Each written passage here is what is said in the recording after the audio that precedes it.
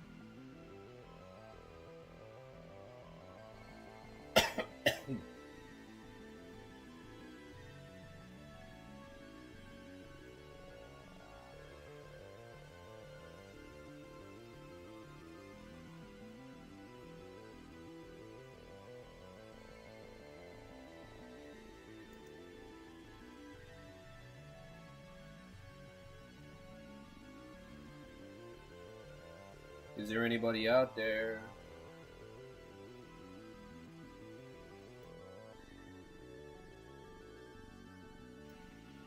Is there anybody out there?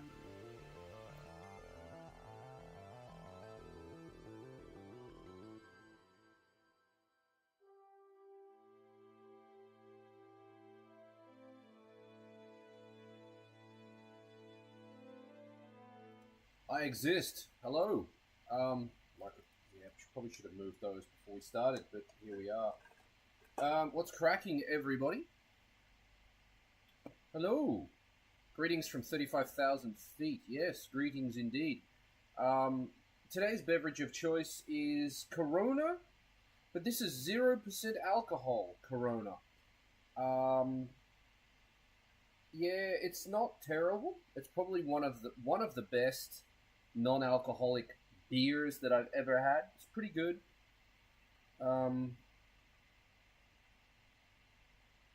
Yeah, but I mean, it's not beer. It's just wheat soda, basically. Our stubby holder of choice today is the Skid Factory.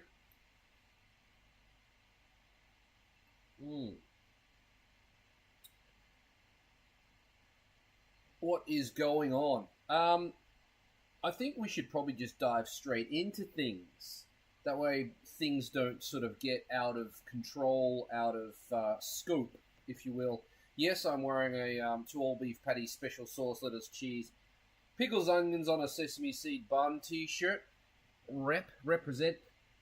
These are 2 mystery gifts that I'm going to open live. I know what's in there, but I don't know what's in there. I have one of our Brazilian techs bringing you a bittle of jambu. I can forward to you. I keep forgetting. A bottle of jambu. Interesting. I look forward to it. As I was saying, this is definitely... Well, let's just open it. This is from Derek in Australia. He sent me both of them. Let's open them on camera and have a look. What have we got? I've been meaning to open them for ages, and like they keep putting it off. It's bad to do that, and I shouldn't sit on mystery gifts, but sometimes I just do it. Oh shit! So the first thing in here is shit! It's the red. It's a red Texas Toot. Look at that. Sick. Thank you, Derek. Rad. I haven't got that one. That's going on my wall. And what's this one? Oh, shit. Look at this. K-swap. That is rad. I didn't know that exists. That's cool. What is this thing? It's a K-swap. Is it... Yeah, I can't tell what car it is. That's sick, though. Nice, nice, nice. Thank you very much, Derek, for those. That's one. Let's go for the second one. I'm pretty sure this is Hot Wheels too, but I don't know what cars they are. I don't ask him to send me these, he just does. First one is... What is it? Oh shit, it's the grey one. I don't have this one either. I've only got the white one. Thank you very much. That completes the set. And this says 1 of 5. Maybe it's the Dream Garage 1 of 5 or something.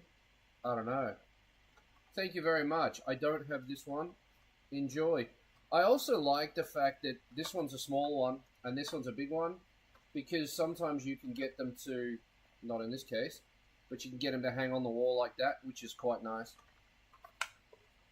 Not in this case. Yeah, you can with this one. Here we go. Like that. You just need one hook and you can hang them both. Very handy when you have limited wall space, which I don't really have limited wall space, but anyway, I digress. And I think I know what this one is. Oh no, it's a monkey. That's rad. Oh, no, it's a monkey, it's a moto compo. Yes, yes, sick. Yes, thank you very much. I want a moto compo. I still want a moto compo. If I had a moto compo, I would have to figure out a way of building a ramp so I could get it into the Altezza, because really the only place I would want to ride it is around Ebisu Circuit. But then again, you just take the car. Thank you again, Derek. Thank you very much for the Hot Wheels. Recapping, we got the Moto Compo, we got the grey Texas Toot, we got the red Texas Toot, and we got the K-Swap. 4 cars. Thank you very much. You don't have to do that. I appreciate it though. I'll hang them on my wall. Treasures. My precious. They can go over here for the time being. Just there. There we go. I guess the other thing that I need to do... I need to do it. I need to do an unboxing on a video, not on a live stream, not on a short. I need to do an unboxing, and I'm not really sure how to do it. What do I film it with? Do I film it here like this? Do I film it in front of the Altezza to get, like, a good background? Or, yeah. GoPro, this camera, what do I film with? I don't know. And I think it's delaying me from opening the box, which I need to open. It needs to happen.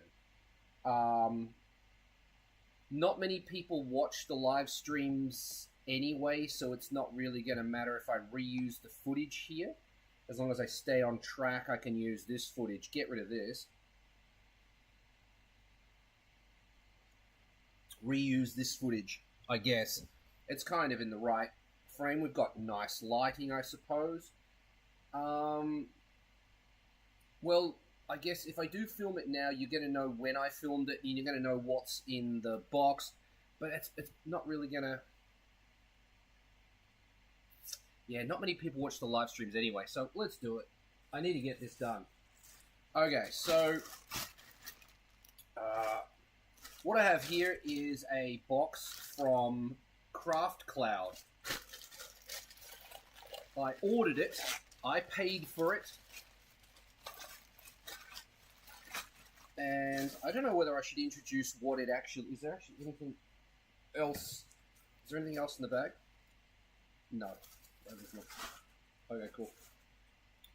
Alright, so this was ordered by me, paid for by me. No sponsorship, nothing like that. And we'll open it and have a look what's inside. I'm just going to peel my address off in case it... You know what? It's going to be fine. No, it's not. Fuss and fight over it. There we go. Shipping.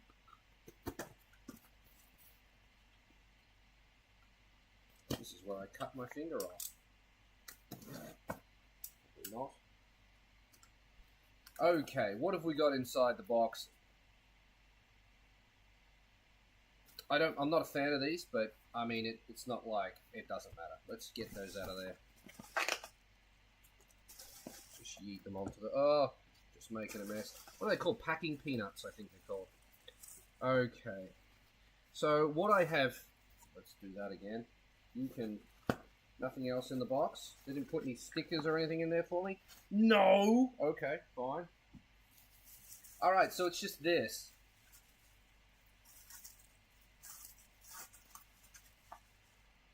I guess I won't tell you what this is. There'll be a couple of people that know what it is by looking at it, but most people won't. I don't think I will. I'll save that for the actual video. I'll tell you what it is, I won't tell you what it's for. How about that?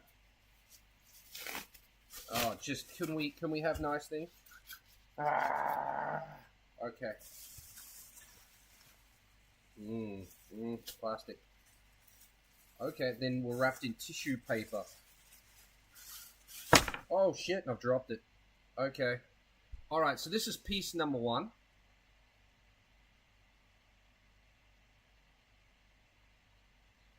This is 3D printed aluminium.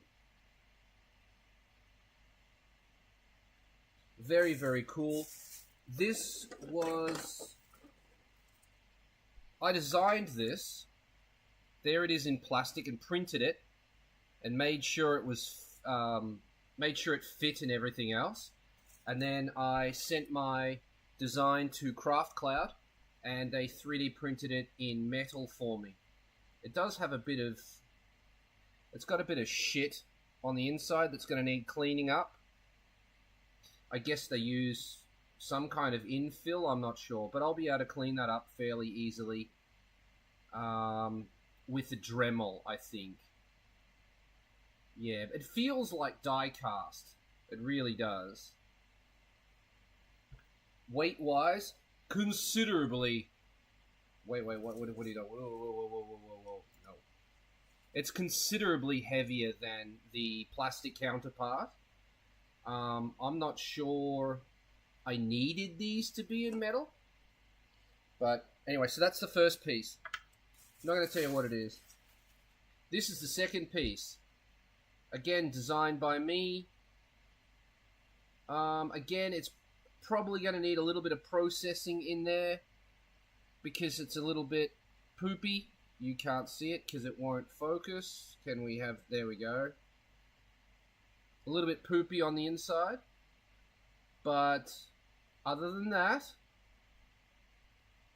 it's just very cool. I want to know how durable it is, but I don't want to accidentally snap it.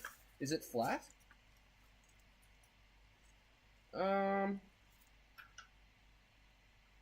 Probably flat enough.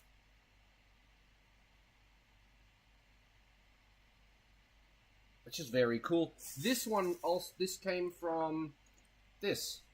Wait. Let's do that. So all of this took various iterations to get done. Here was, I guess, this was, what do we got? Why don't we go from the very beginning? I started with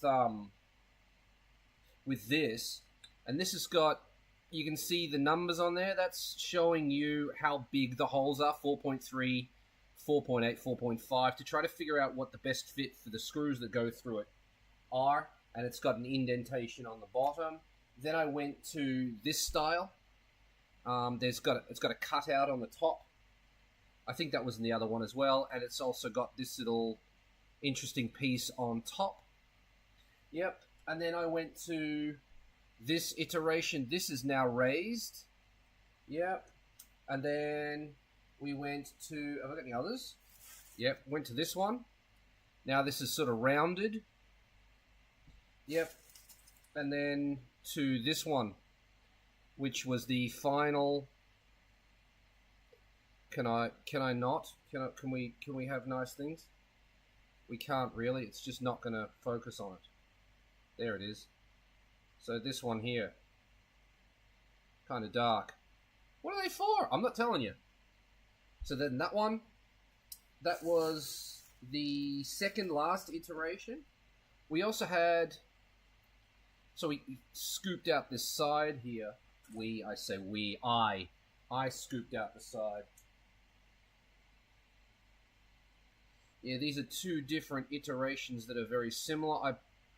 It looks like I used different materials to print with, but I don't remember. It's been a while. It's been months since I began this project. I guess while I'm here, I should probably do that as well, and then we can edit it. This was the first iteration of the other one. Could we have some focus? There it is. Okay, and then we've got the second iteration, which looks like this. It's gonna be blurry. I'm sorry. There we go. You put it in front of my hand, maybe. There we go. Look at that. I feel like one of those chicks doing the makeup on Facebook or YouTube. Okay, so that was the first iteration. You saw the second, and then the third was this one. There wasn't only 3, there was a lot more than 3, but those were the 3 major changes. And they just live up here on my shelves in front of my little birdie. I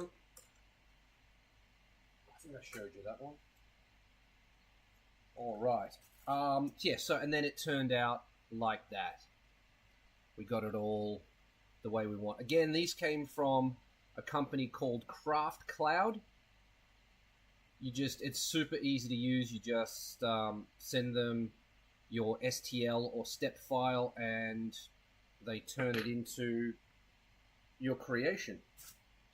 There's another one of those. And the final piece is this one.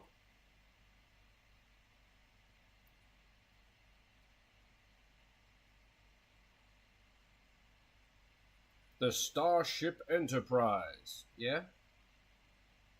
Okay. Again, I'm not going to tell you what they're for. It's got cutouts in the bottom. Let's check. Can we check those? We can check them. This is probably going to be a very tight fit, or it won't fit at all. Yeah, unfortunately doesn't fit at all. That is a worry. That really is a worry. Because if that doesn't fit, it's possible that some of the other dimensions are wrong as well. And if they're wrong by a lot, then this won't fit where it's supposed to go. I should be able to fix that with a Dremel, but it's kind of annoying that I have to. However, I was never going to know, and like I had to order these to know, you know, like I was never going to know unless I ordered them. So I did, and here they are. I can always use the plastic ones and not use these, but yeah, pretty freaking cool. And find out, not next time on Garage Kei, but in the future, what these are and what they're for. Again, 3D printed aluminium from Craft Cloud, not sponsored.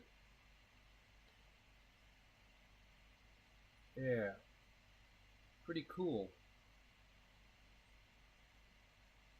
Does that fit? I hope that fits.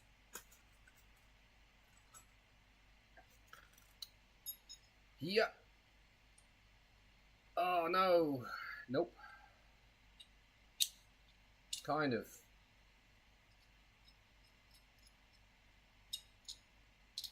Oh, yes. Look at that.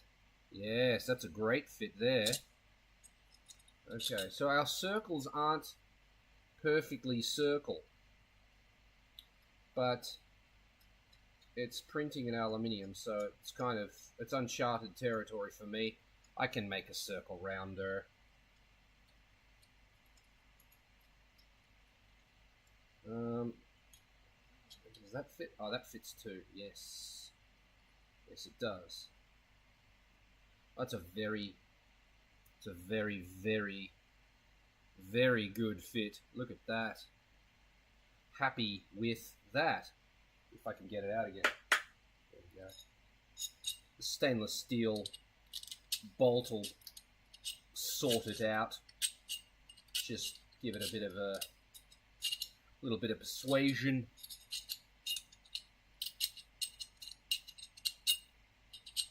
These holes on the outside are the most important part for me because they're visual, and I am impressed with that.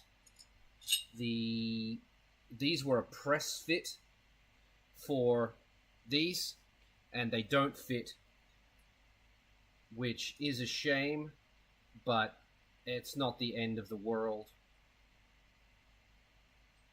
Yeah, it's a big shame, but it's not the end of the world. Unless I'm holding the wrong size, which is, it is possible. Am I holding the wrong size nuts? I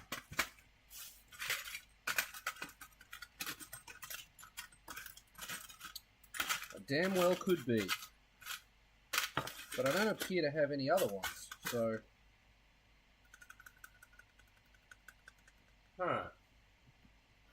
Maybe I'm trying to fit the wrong size.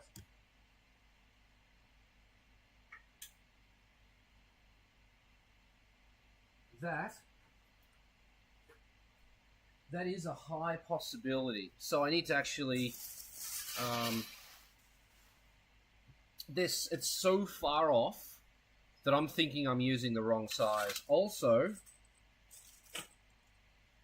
wait, what if that doesn't fit through there? Yeah, that doesn't fit through there, which means that it's the wrong size nut. That's why that doesn't fit. So we need to hold off on our judgment about that until I have the correct size nuts. My nuts are too big. That's what's happened. Anyway, so yeah, there they are. There's those three pieces. I'm looking forward to trying them in the car. They are Alteza bits. Very, very anticipated. Very cool.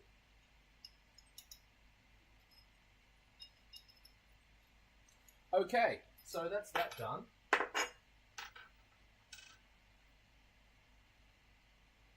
Excellent, excellent, excellent. Put that back in there.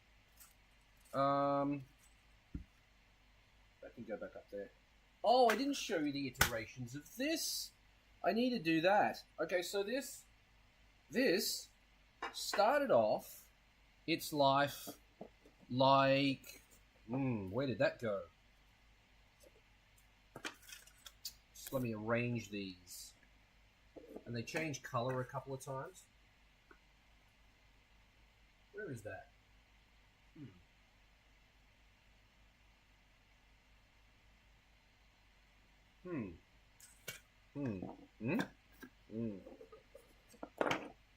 I think I'm missing one. Anyway, this. Oh, this can check. Does this fit in here? No. Okay, so that confirms it. This, I think, was the second or third iteration. The other ones have vanished. Okay, so you've seen that. And then that changed into this, which is fatter and has a slot in it. which then changed into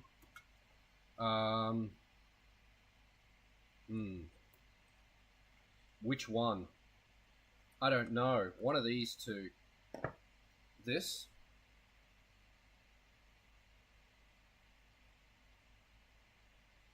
Yeah. Which then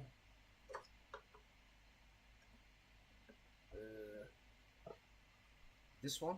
I think this has got a just a heavier infill, maybe, because it does feel heavier.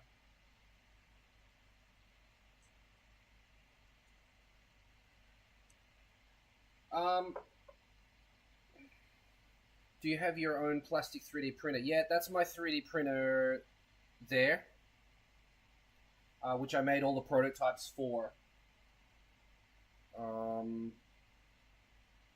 The metal ones were obviously not made by me. I don't have a metal 3D printer. I made this too. This is an intake air temp sensor bracket, which I didn't get made out of metal, which was a foolish mistake. Anyway, the final iteration was... No, then it became this. Then it became this. Oh.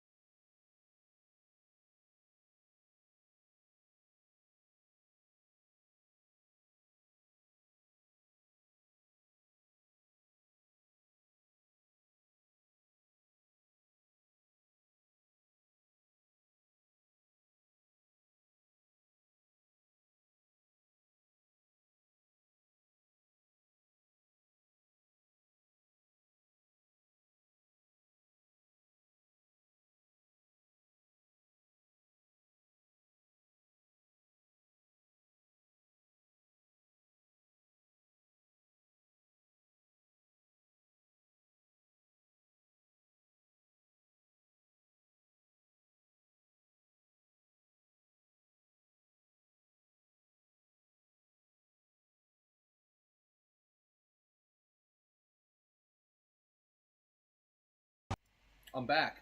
Wait, what happened? I guess I didn't film this. Sorry. This one. This one's got a Toyota logo. Didn't work, so didn't continue it. I don't know. I must have dropped something on the mouse and it clicked something else. There's another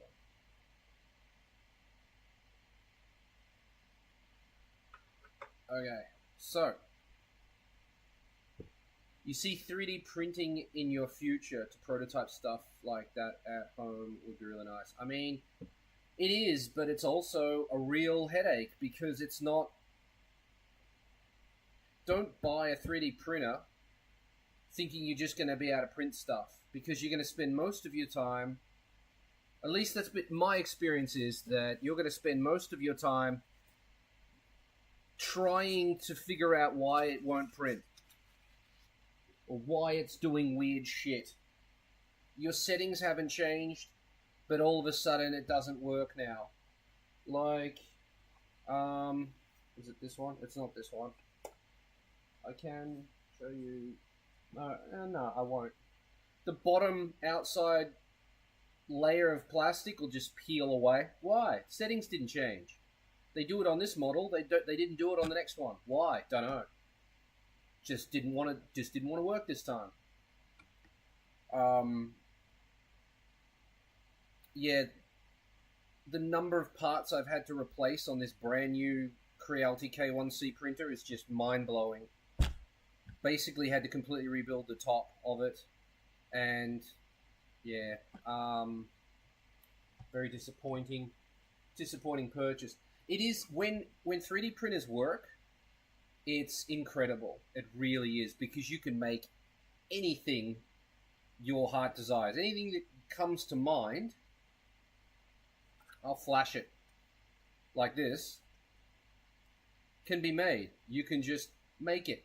If it enters your head and you have the time to spend on AutoCAD Fusion, you can make stuff like that. The hell was that? Don't worry about it. You'll find out in 2 weeks if you're a member. 3 weeks if you're not.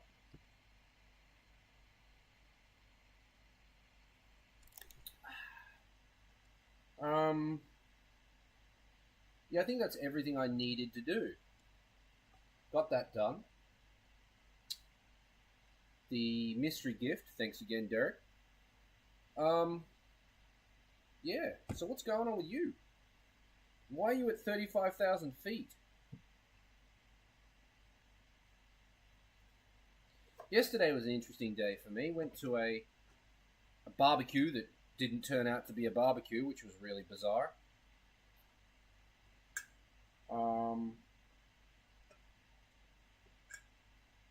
Yeah. That's about it, really. Work. Just working at 35,000 feet. Cool. Cool. I'll drink to that. Non-alcoholic. Very weird. It's a source of vitamin D. It is source. Source of vitamin D. That's what it is. It isn't a source. It's just vitamin D source. Heading to Boise, Idaho via Seattle.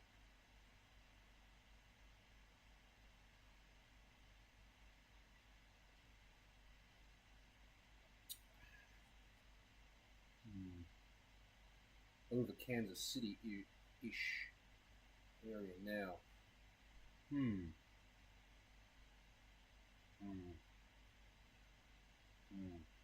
Never been there. No.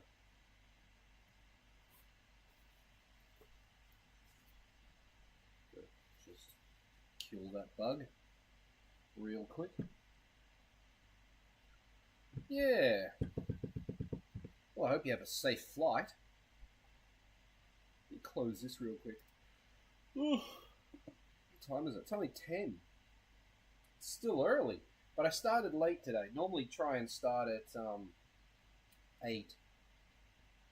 Didn't happen today. I was kind of umming and ahhing whether I would go live today or not, but I've gotten the habit of spending way too much time doom scrolling, and I thought it's better to go live than to sit here and doom scroll.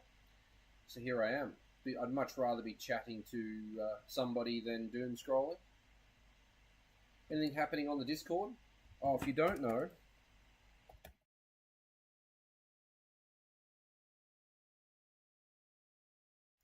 and I disappeared again. Come on, man. What are we doing? I need to do that. Then I can do it.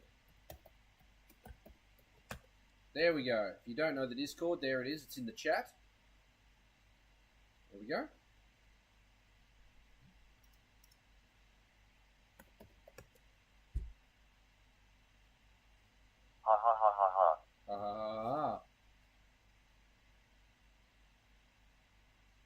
We peaked at 4 viewers at one point. It's weird. I don't fully understand the viewers thing. Like, you have to be a subscriber to watch this, right? And then, like, you have to be a subscriber for 5 minutes. So subscribers are clicking on the video, watching it for a second and going, nah, I don't want to watch this, and disappearing again without leaving a comment or anything. It's kind of weird. It's weird. It is weird. Don't know. Is that a Leatherman? It is. I forgot I had this, and it's been on my desk for, I guess, years. Leatherman. Yeah, people are fickle. People are weird. I'm weird too. I guess maybe people come in, join the live stream, find out that I'm not talking about what they expected me to be talking about, and then leave. But if they wrote in the like in the comments in the chat what they want to talk about, then I would talk about that. I'm out of things to talk about. I'm just winging it at the moment because everything I wanted to do I've already done. It's up to you guys now. You always miss my live streams. Yeah, well, I kind of want to do them at different times of the day, but yeah, nights are the best for me. 8 p.m. until 1 is really the best time for me to do it. Unfortunately for people in Japan, but fortunate for people in the US, I suppose, or US or Europe.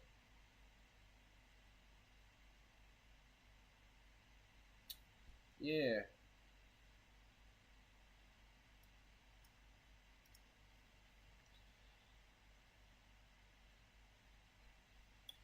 It's all a lot. It's all a bit much. Hair's getting long. I am going to cut it off. I was going to grow it out, but I've decided to cut my hair off. It's going. I'm going short hair again. I am done with long hair. I mean, besides the fact that it's dangerous when working on cars, when you're under a car and your hair's dragging on the concrete, nah, no, don't need that. Nobody needs that shit. Yeah, the hair's got to go. It does.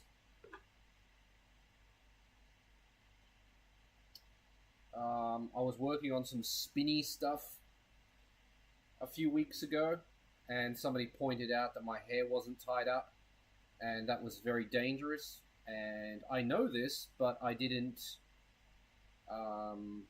realize, like it didn't click how dangerous I was being. Because all it takes is just for a little bit of your hair to get caught up in that drill that's spinning, and away you go. David, the rock star, will no longer be with us. It's funny you should say that. I don't know whether it premiered or not. There's one video where I was headbanging while using a file. That I found that quite funny. But yeah, not really a rock star. Not really at all. It was always my plan to cut my hair short, grow my hair long, know what I look like with long hair, and then cut my hair off. I was only supposed to have my hair long for, I was going to grow my hair for 1 year, and then then go to a party. After the party, cut my hair off. But at that point, I was like, well, why don't I keep growing it and then donate my hair to charity? But, I mean, I've been growing it for like a year and a half, and I've still only got this much, which is probably about 15. Like, when you really come down to it, there's about probably maybe 15 to 20, maybe 20 centimeters, but probably more like 15. Because they're like, it's probably not here, it's going to be here, right? And then that's only this. And to donate, you need at least 30 centimeters. So it's probably another year away for me. I don't want to grow my hair for another year. So yeah, just chop it off early. I know what I look like. I know what I look like with long hair, and that was the original goal. So that's what we'll stick with. Just chop it off. I'm not sure when.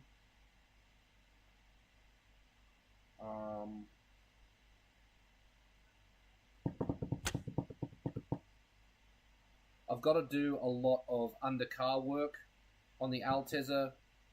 I guess starting tomorrow is probably a good idea, honestly. The faster I get that done, the faster it's out of the way. The next big thing for the Altezza is the ITB filter. I haven't driven the Altezza to know if the gearbox mount has worked or not yet, so I don't know. I guess so. It fits, but I haven't driven the car, so I don't know. Last time I drove the car was when I broke it at Matsuri. I don't know. Don't know. We'll find out. But yeah, I've got to do a lot of work under the car. I'll cut my hair before that. Maybe I should cut my hair tomorrow. That way, that's one less excuse. Oh, I can't work underneath the car because I don't want to do it with long hair. Yeah, the next big thing for the Altezza is the velocity stacks and filter setup. So that's going to take a couple of weeks to make as well. So in that time, I could probably do all of the undercar stuff that I need to do.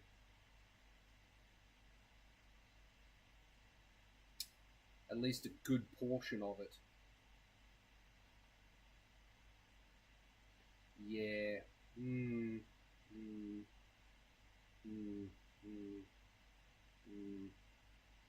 Anyway. I should start that ASAP.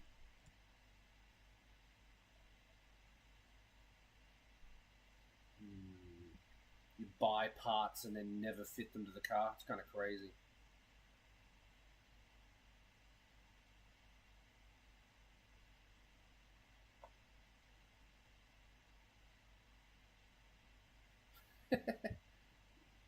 Watching me work on the Altezza is like sympathetic therapy. Yeah, I mean, it's getting to the point where I have everything. There's only two other things that I really want to. I mean, yeah, I haven't got my filters for the Altezza yet, so there's probably that. But if we don't count that, I really want a diff cooler, and I want a transmission cooler. But other than that, those are the two real big things that I want to buy still.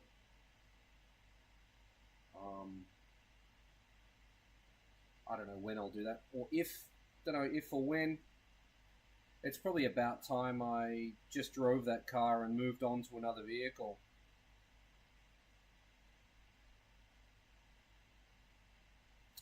Yeah.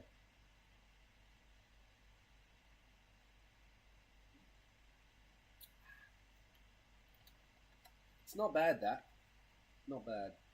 It's not great, but it's not bad. And for those just joining us, it is actually Corona non-alcoholic beer. Very weird.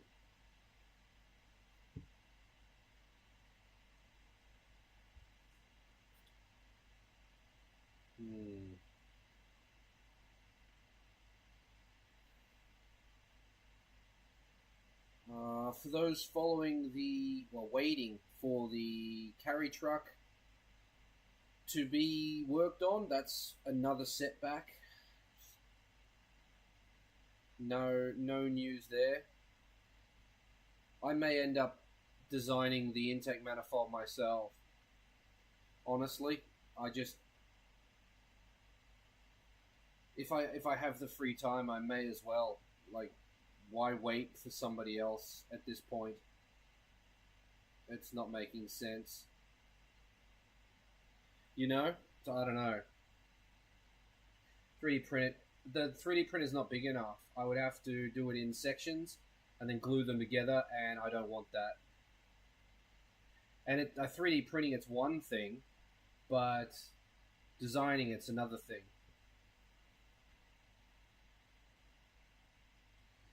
Once I have the flange is probably the hardest. Not just the flange.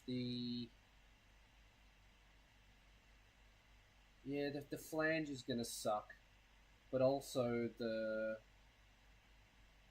I have to make a neck for the thermostat as well, which is not going to be that fun. It might be fun, but it's not going to be easy.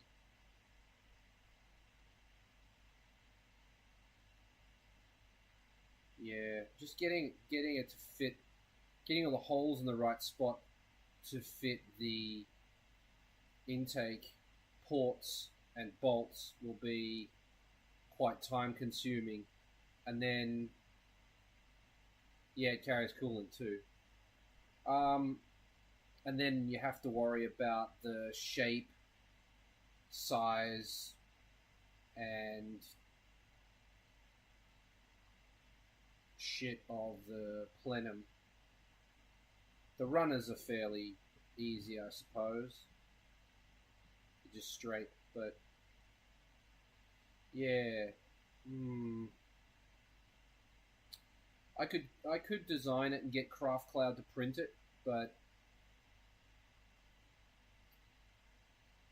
yeah, I don't know. I'm not sure. I think if I do that, it's still going to be faster than waiting for it to be made for me. It's just, will I do it or not? Don't know.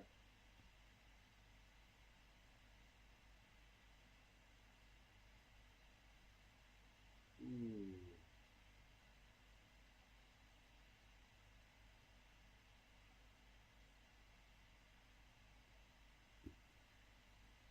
What have we got up and coming for? Let's talk about uh, non-members, not members. So non-members on Wednesday are getting a brake master cylinder stopper. I made one of those for the Altezza. And then the next week after that,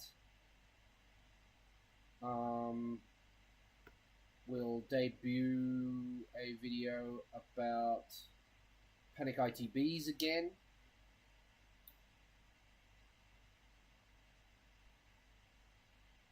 Oh shit.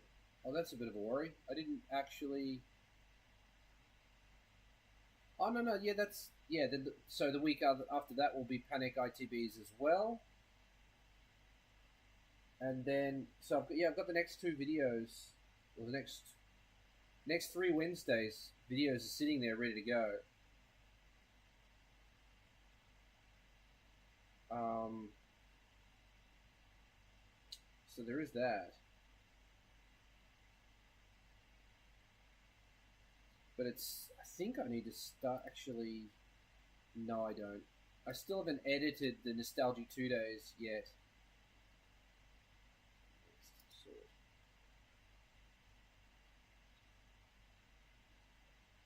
Yeah, all that has to go.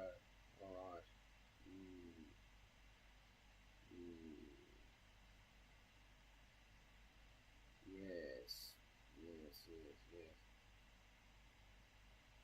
Oh, that's a tomorrow problem.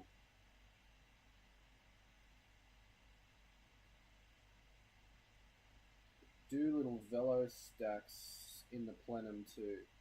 I mean, if I'm 3D printing it, then yeah, I can definitely do that. And if I'm making it myself, I can definitely do that.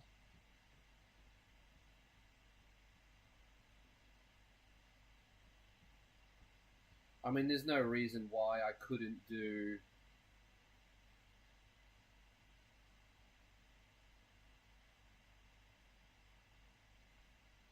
If I'm designing it myself, and I have a. It has. It does. The carry truck does have a standalone ECU. It has an ECU master. So, I mean, if I have to design my own intake manifold and everything, then why not put ITBs on it? ITBs with turbo.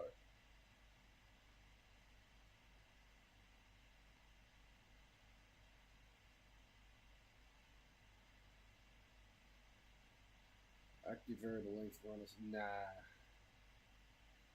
Nope.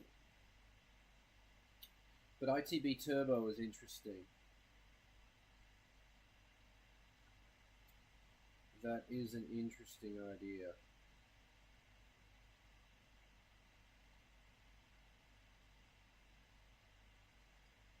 I need something with 3. The Honda Beat is probably the ITB to use.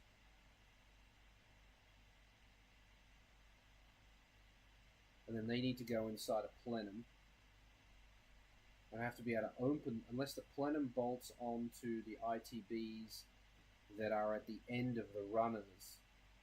But if they're at the end of the runners, then you kind of defeat the purpose of having ITBs in the first place. You want everything as close to the head as possible. I don't know. It's something to think about. Maybe I have the clearance. Maybe I don't. It's everything's so small with the K truck anyway. It's not like it has a lot of lag and it probably wouldn't even benefit that much from ITBs, honestly.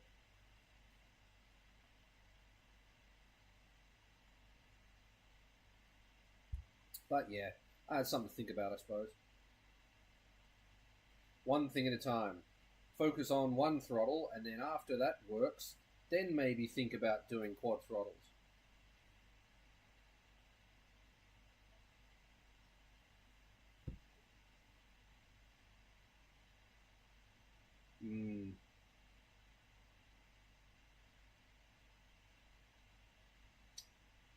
Yeah. It's frozen. No, not frozen. Yeah, probably get a fair amount of views with ITB Turbo Carry though. Yeah, maybe.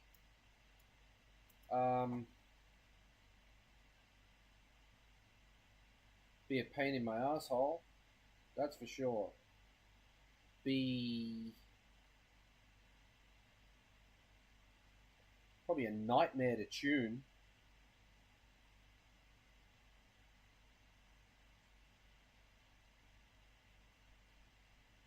Would it though? Would it though?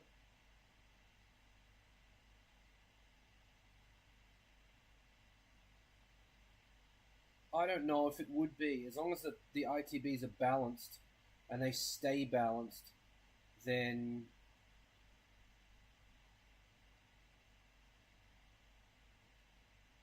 we are going to have a plenum for map.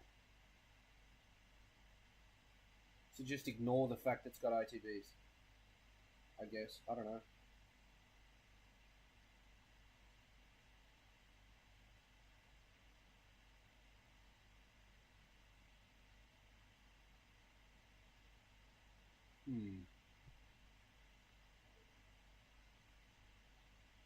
What would you use?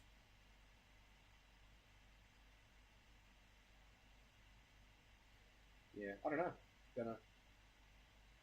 It's an interesting idea. Probably just gonna slow down.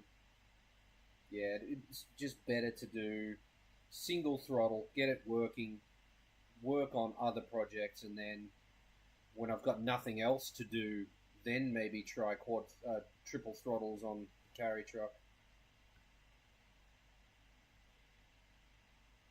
One of the things that I struggle with is, like, if you've got a plenum that's got ITBs or trumpets in it, you have to be able to gain access to the inside, which means you need to seal. You need a door that's sealable, and yeah, that seal is a worry, because with a carry or a cappuccino, you're looking at a 1.3 bar, probably. I'll probably run the carry on 1.2, I guess. It's a lot of pressure.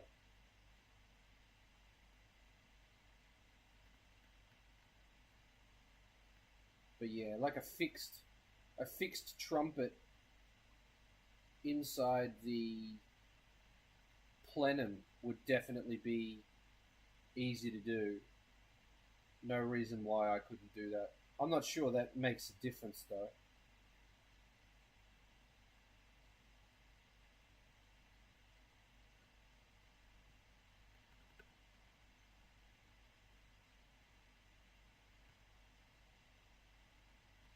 I've come up with some pretty cool stuff for the Altezza so far, filter system wise.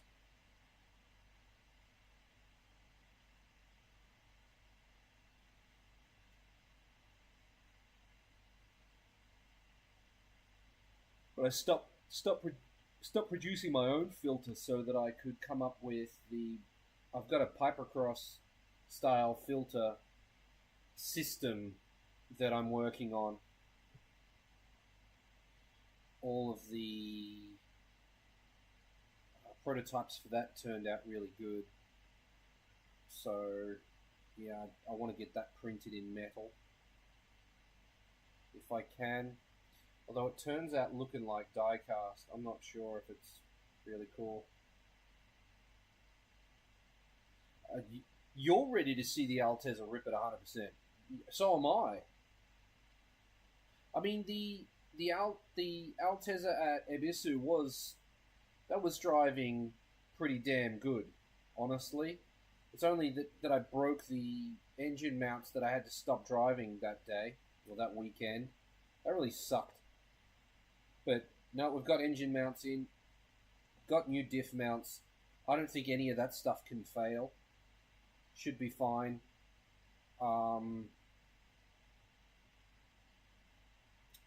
So, yeah, while I'm waiting for the ITB filter stuff, I really should do the rest of the undercar stuff. Get that out of the way and done. Then I don't have to lift the car up. The car doesn't have to come off the road again then. It's going to be, spoiler alert.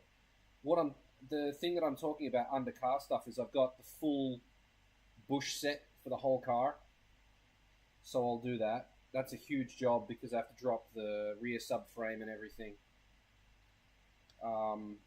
So yeah, I'll do that. I'll cut my hair before I do that though. So I have to do the steering rack bushes and all that other stuff.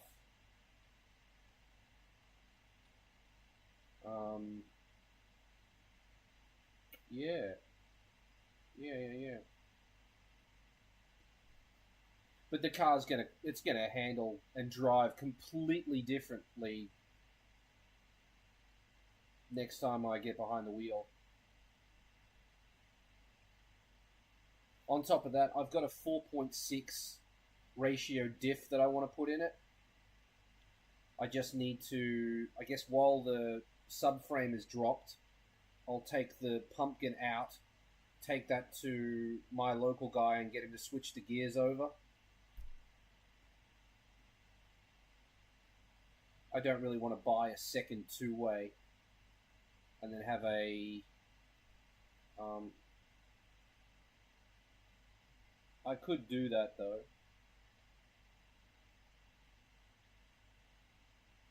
Weird noise.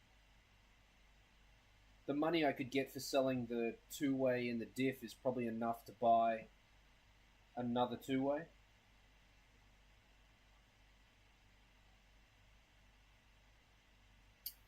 But yeah, I don't really want to do that. What else did I have to do? I've got to do my clutch as well. I don't know when I'm gonna do that. I wanted to drive it a bit more before I do the clutch. The clutch seems to still be in fantastic condition, so I'd like to get a little bit more mileage out of that before I change it.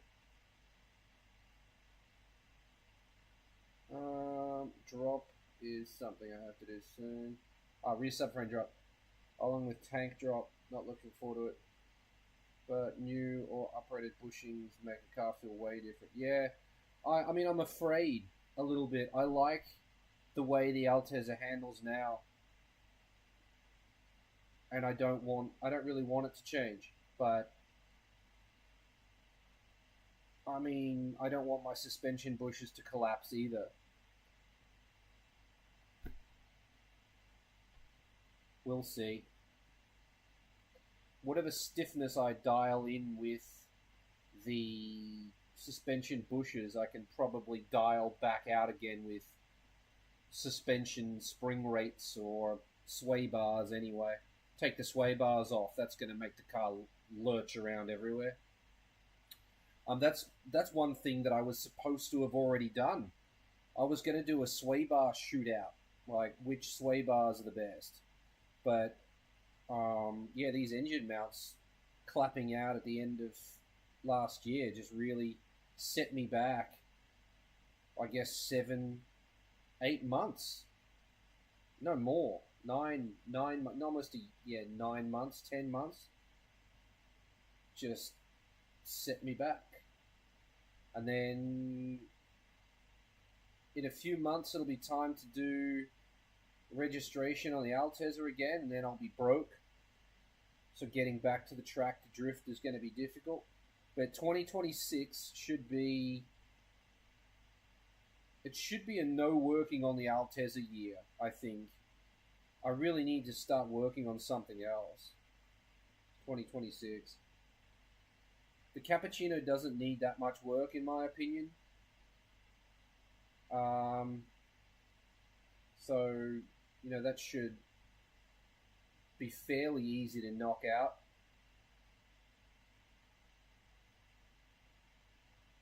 Registration on the Altezza is about, I want to say around 50,000. I think it's between 50,000 and 100,000 for 2 years. I need to get insurance for it too. That's not going to be cheap, but I'm old. I'm 45 now. Insurance should be fairly cheap. Where did all that time go? All that time, I know where it went. It went waiting for shit instead of doing it myself. That's where all that time went. That and procrastination, redoing stuff, not being happy with what I've got. That's where all that time went. Like, I could just bolt these back on and then drive the Altezza. I've got to do up some bolts underneath as well, but yeah, I could just bolt these back on and drive it with no filter, but it's not good enough for me, so I don't want to do it.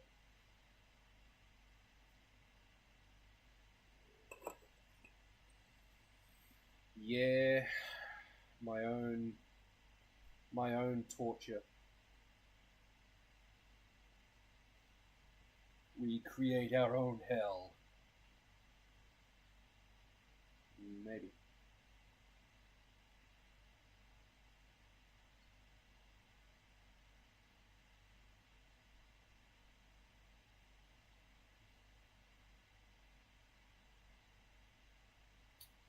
Yeah. Is anything else happening? I don't know. I think once I start working on the Alto, that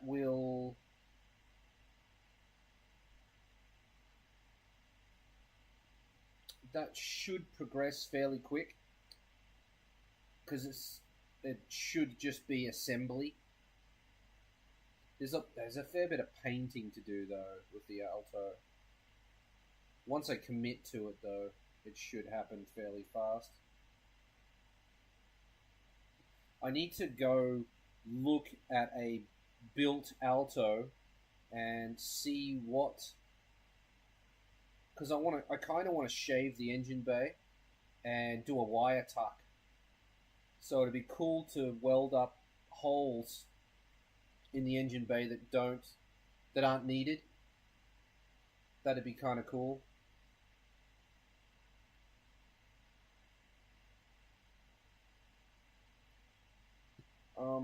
$500 USD. 13 in, yeah, cost $13 USD annually. Yeah, I mean that includes the safety check, the shaken, everything. So yeah, about 500 for 2 years, 250 a year about.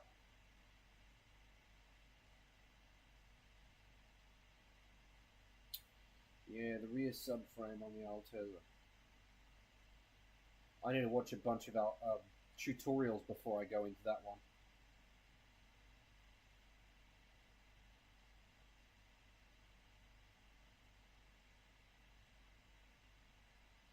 Yeah, how do you get it out? Which bolts do you take out? Things like that. Need to watch a tutorial before I make a tutorial. Yeah.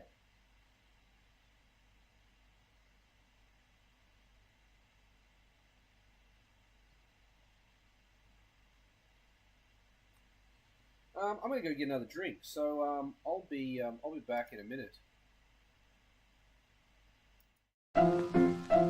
Let's all go to the lobby. Let's all go to the lobby. Let's all go to the lobby to get ourselves a treat. Delicious things to eat. The popcorn can't be beat. The sparkling drinks are just dandy. The chocolate bars and the candy. So let's all go to the lobby to get ourselves a treat. Let's all go to the lobby to get ourselves a treat.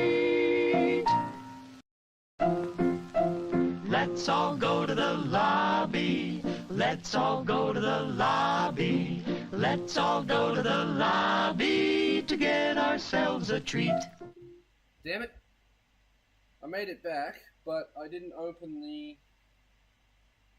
I don't think I've got a bottle opener here. I have to improvise. Can I do it with this? They made the metal lids of Corona bottles significantly stiffer like a year ago. I used to be able to open them with anything. Now they're because they don't bend. Like, I can still do that to them, but yeah, no, they used to be really, really soft metal.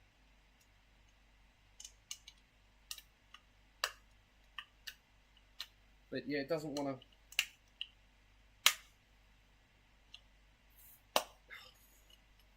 There we go. I did get it in the end, but it didn't want to do it. Hurt my finger.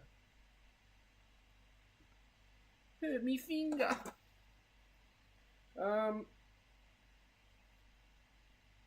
Yeah.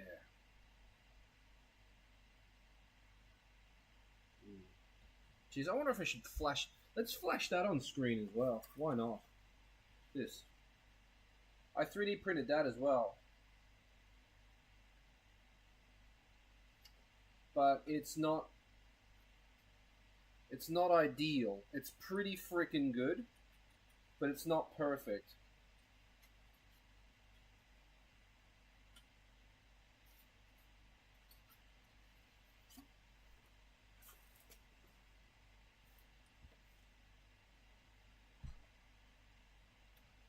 For some reason, I know how to design stuff.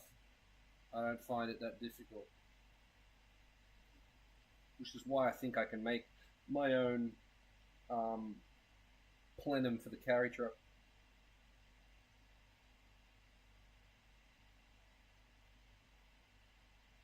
It is 2 parts, yeah.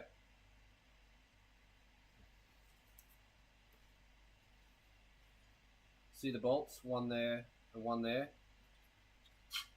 And it's got captive nuts. One there and one there. This is a little connection port. So this has got a filter on it. So inside here is filtered air. This will go to the catch tank, and this goes to the charcoal canister. Yes. so it's all legal. But I did it in 2 parts so that I could print it myself. It's just the problem with 3D printers is that one day you can do that, and then the next day it won't print.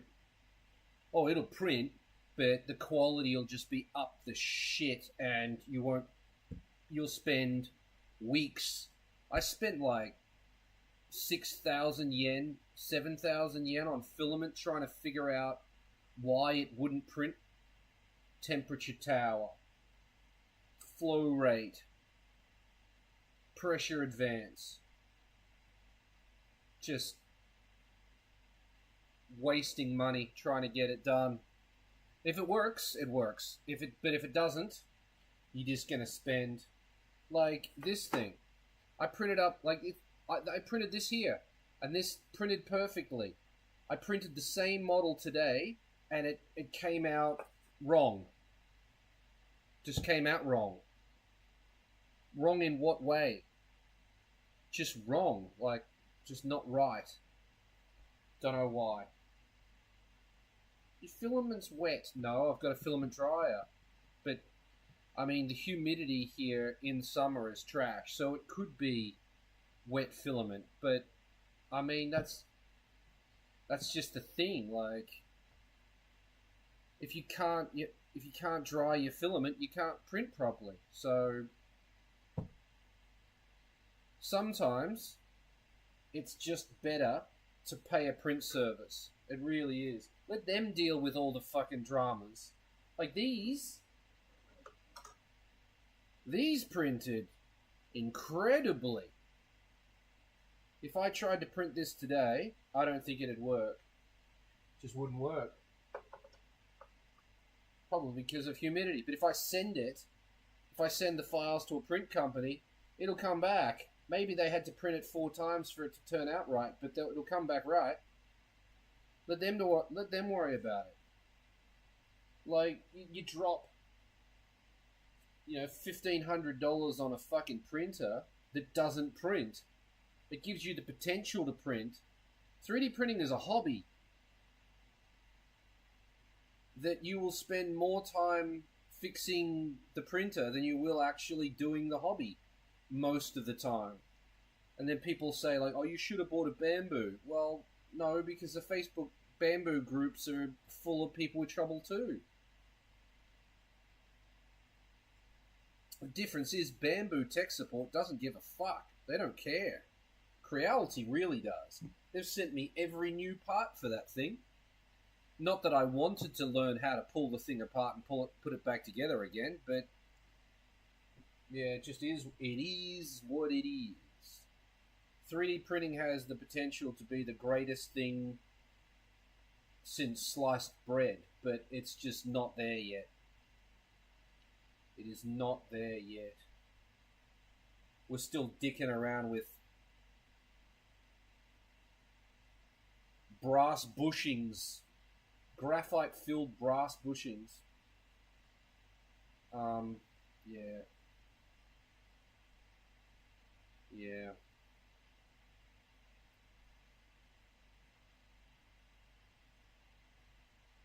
Yep.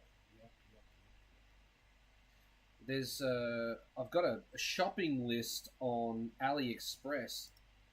Why don't we do that? We can look at that. Why don't we look at my AliExpress shopping list?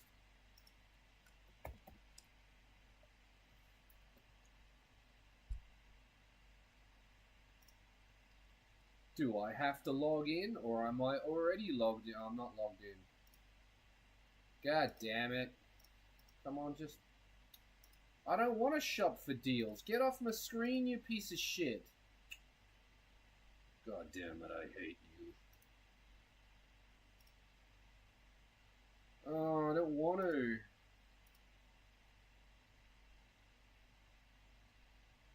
How come I just can't remember me? This one? You gonna work?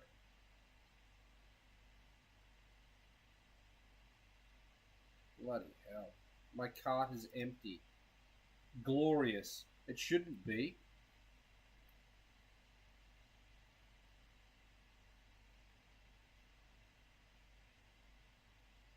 Getaway deals. Stupid. No, I want my cart, you piece of shit. What is my account? Why the hell is my cart empty?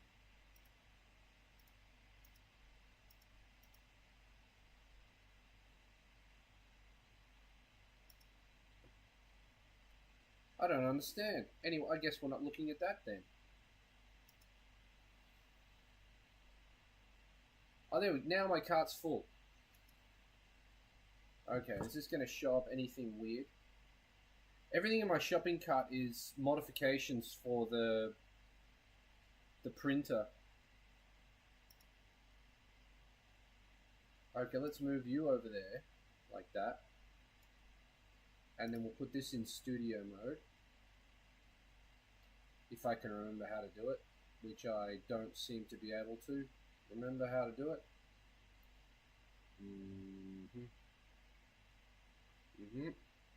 There it is. Okay, so I can go laptop wall screen like that, and then we can move. Where's my? There. Move this down here. Put that on. There, like that. And that's not bad. That's not bad. That's not bad at all. I think. Okay, let's slide this over and then.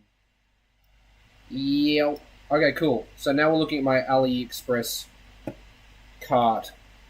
And I can also see if I do this. Yes, there we go. Okay, I can see the chat too.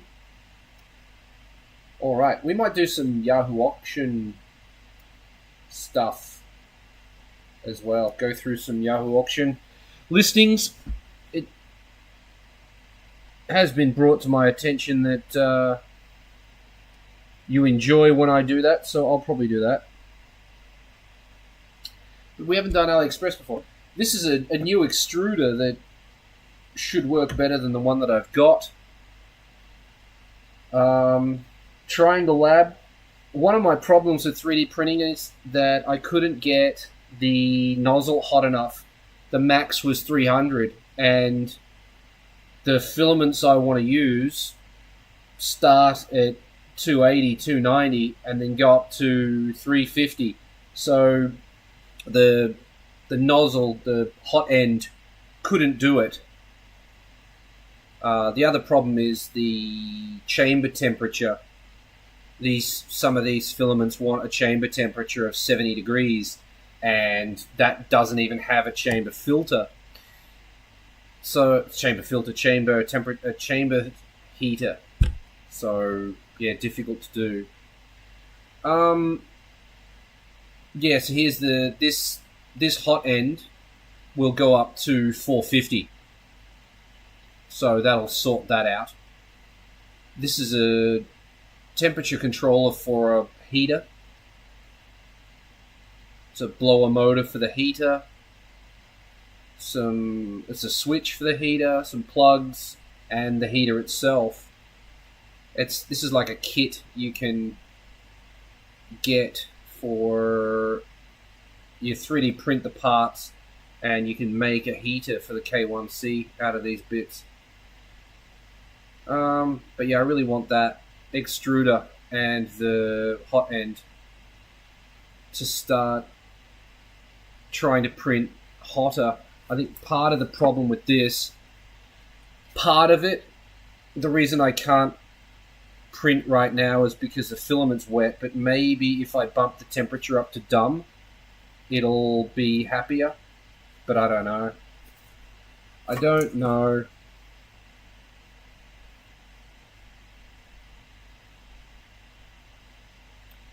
Yeah, so that's my AliExpress list. That was exciting, wasn't it?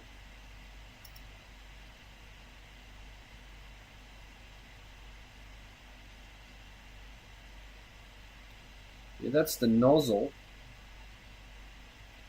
But they always use they normally use the NTC 100K thermistor, and that's just regular shit. Nobody wants that. You need the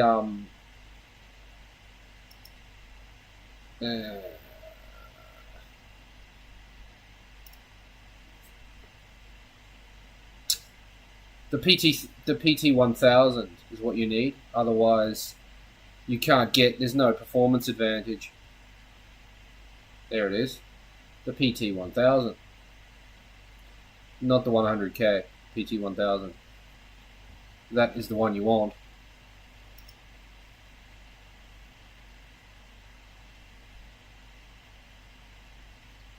Yeah.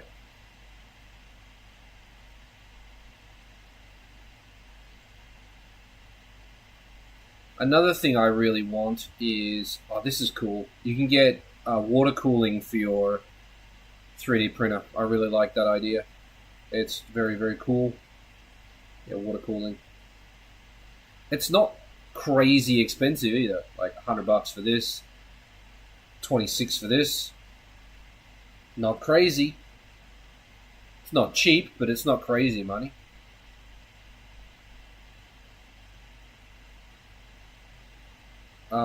Yeah, there's a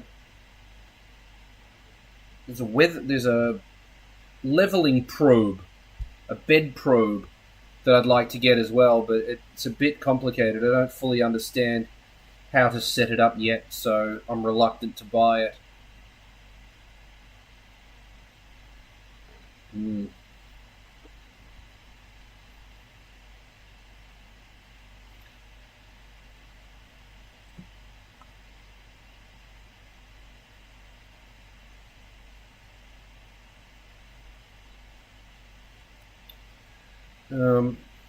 Yeah.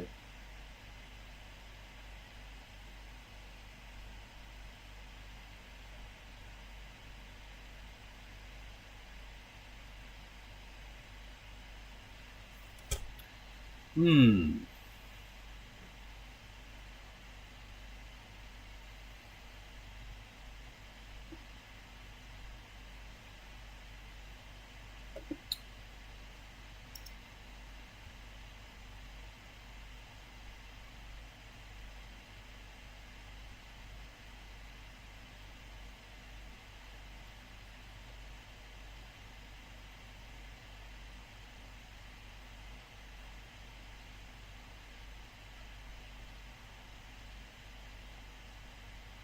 I like that you just bolt it on and it will work, but it's also got a filament runout sensor on it.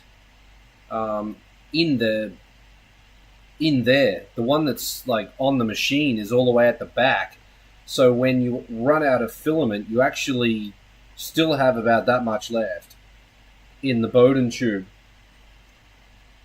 This will allow me to run filament directly to the extruder rather than through the Bowden, because you can actually, the Bowden tube can create friction, and that can cause you to under extrude.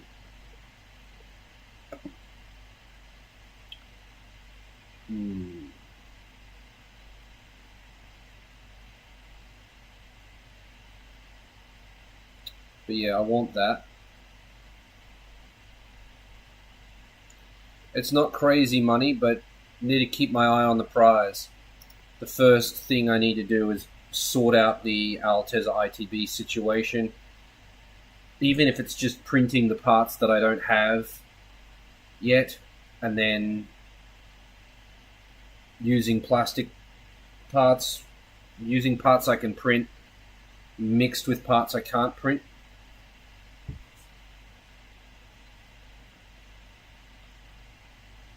Maybe that's the way to do it. That's the way you do it. Getaway deals. Select all items. Is it getaway deals? What getaway deals do we get? Probably stuff I can't show on YouTube. What are you going to offer me? God, I hope nothing weird comes up. You've been searching for that? No, I haven't. I have been searching for all this stuff, though. That's kind of cool. I didn't search for that. It's just come up, but yeah, that's pretty cool. Looks like a can cooler. That'd be sick for the desk.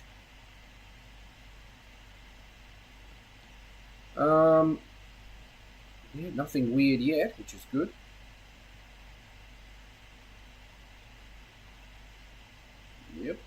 Yep. All looks pretty above board.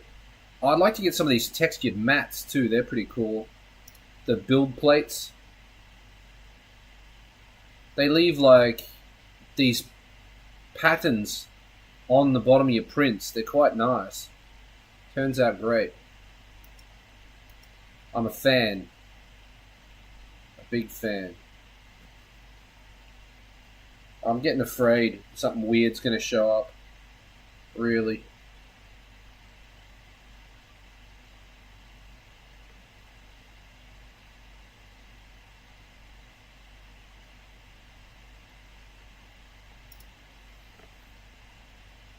$450 thermistor.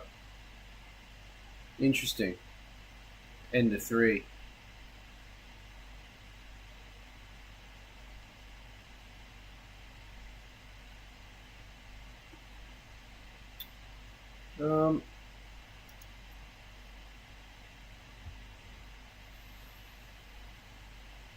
I need to look into. There's a mod you can do for the K1C that converts the heat of the bed into a heater, like a chamber heater, that I'd like to do, as well as the actual chamber heater.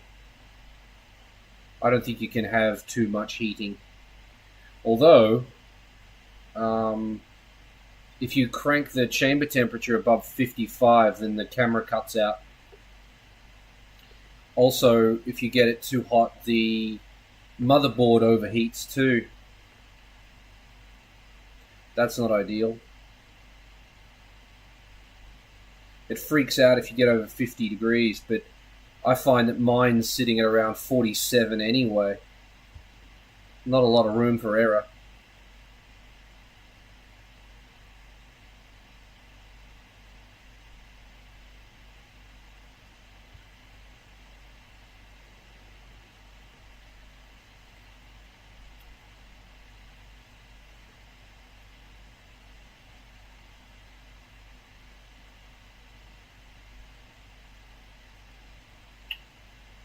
Yeah.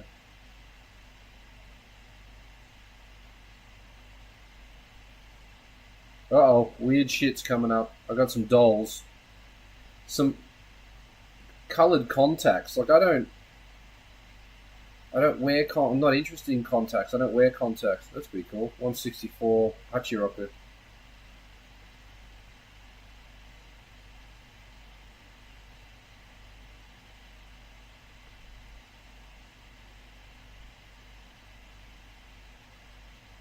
Alright. It might be time to check out Yahoo Auction. What do you think? Is it about that time? I think it might be. Uh-oh. What am I doing? No, not loading. We need it live. There we go. Back to this. Now, I'm going to go try and find Yahoo Auction, and we can go check out that. Yeah, sometimes the chat is going hard, like lots and lots of messages, and then other times, other live streams, just no, not at all. What on earth? There it is.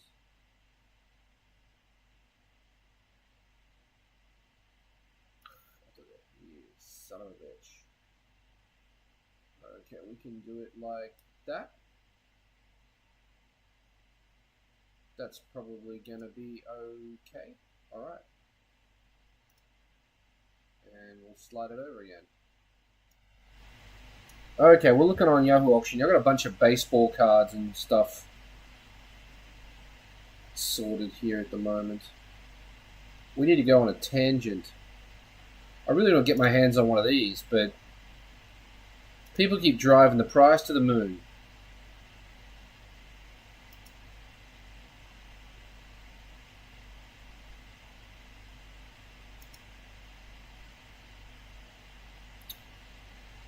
That's another project that I've got to do. I'm going to try and put Volvo power steering into the Altezza.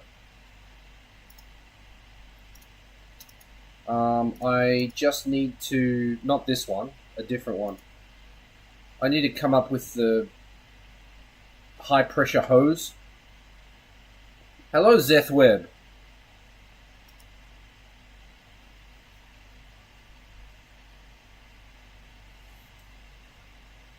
Galanza V and Alto works.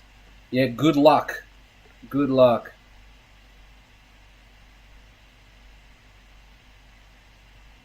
Good luck. Alto parts, maybe. Galanza? Dunno, man. Dunno. Maybe some shocks or something, but you can't take them back on the aeroplane anyway, so it's kind of... Even if you found it, you couldn't do anything with it. I don't think I've ever seen any Galanza parts. Which Alto Works do you have?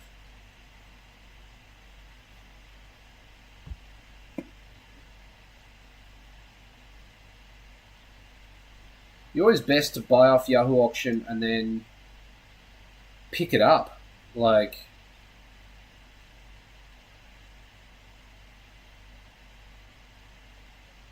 yeah, that would be the best thing to do. Would be to...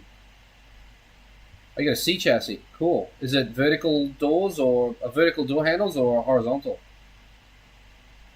Horizontal.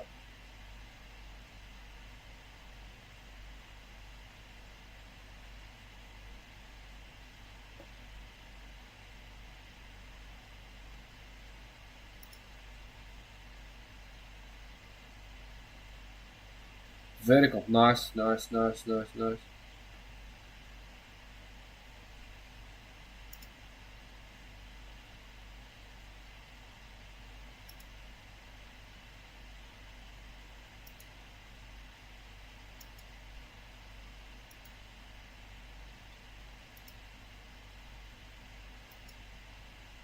Trying to put those on the carry truck, I mean, if they're $52, maybe.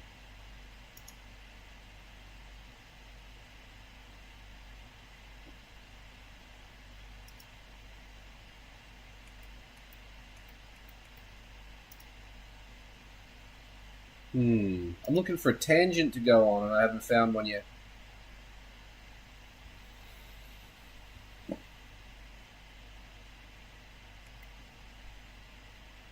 Toyota? What's Toyota got at the moment?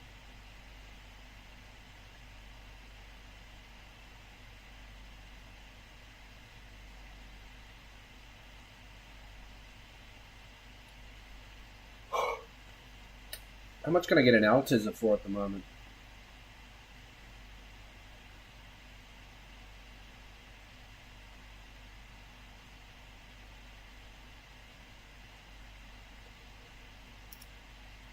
There's only 20.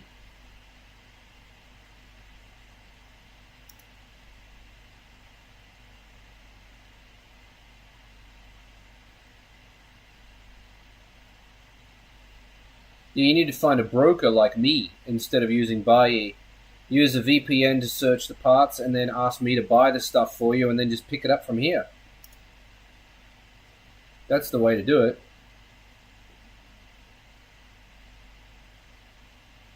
That's nice and blue. Jeez. I like that. There's not a lot of them.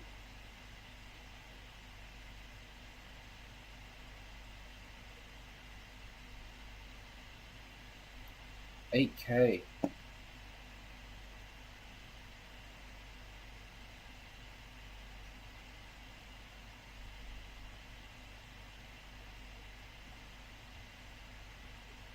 They've really gone up in price, haven't they? It's incredible. I do wonder what mine would be worth. Not that I'll sell it, but I'm interested.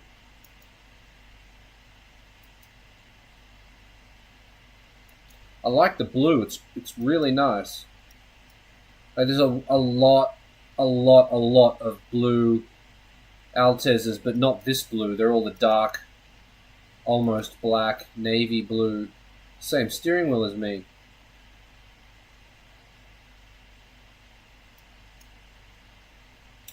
I really like that. Very nice.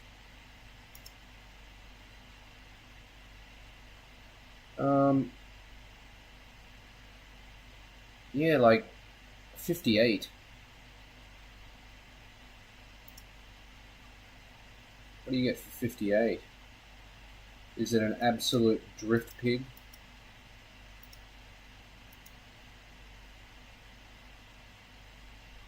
It's got the right dash.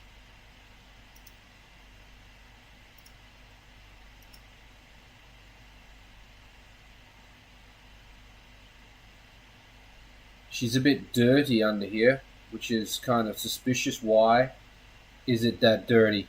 What the hell? Have they been rallying it or something? Why? We've got rust happening here, which is kind of worrying.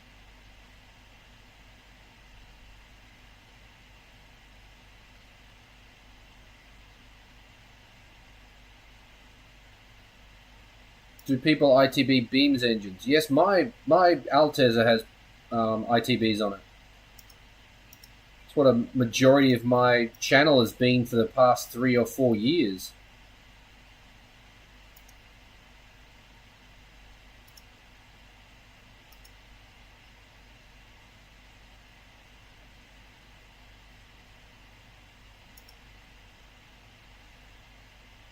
Yeah, it was supposed to be only like 2 or 3 videos of me putting ITBs on the Altezza. It turned into like 100 or so.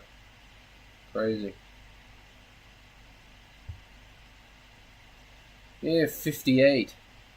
You get something kind of... Oh, here we go, 40, 45. The cheapest Altezza, what do you actually get?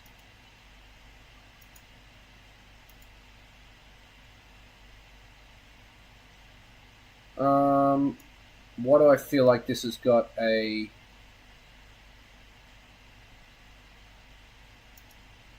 Yeah, there it is. Yeah. Wait, was it a manual? It was 6-speed manual. Oh, she's rusty. Oh, she's rusty, alright. Yeah.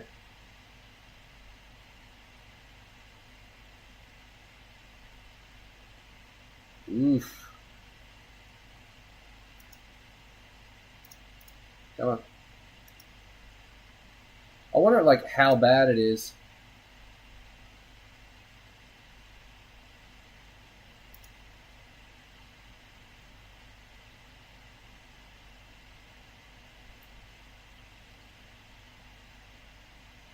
Hmm.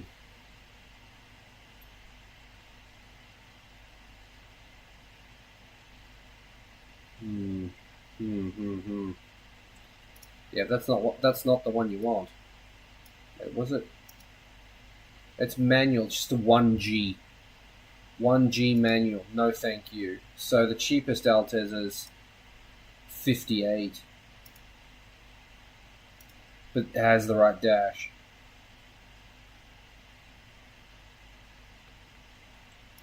Very cool dash. 66, you get this thing. It's got 16 bids.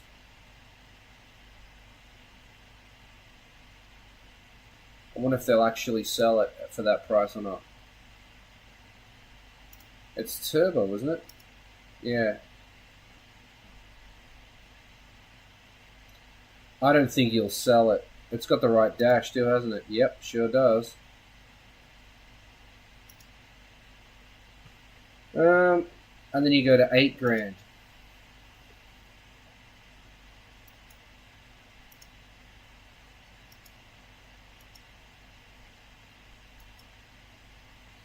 Super live sound system. Nice interior.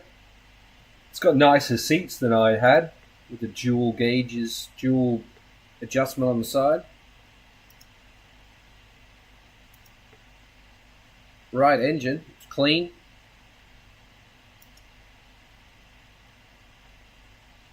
I didn't even see what steering wheel was in it for that thing. Oh yeah. Get the stock wheel in the boot.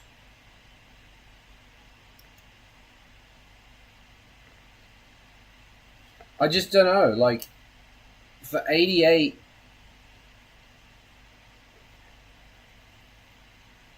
This is 68.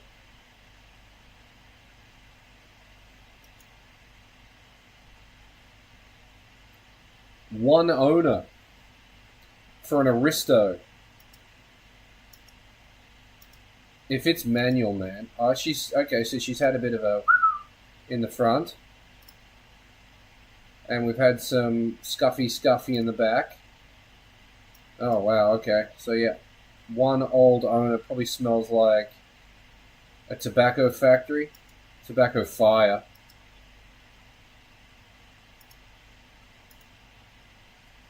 Ooh. Ooh. No shit. Interesting they use the same ECU box.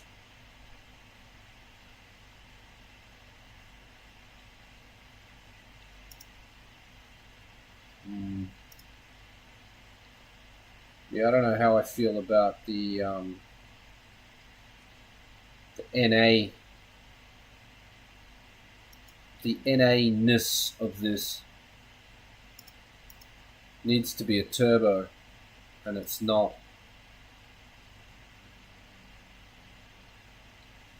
$15K for a Altezza is a lot. It's a lot of money. Look at this thing. Wow, Levin. That's mint.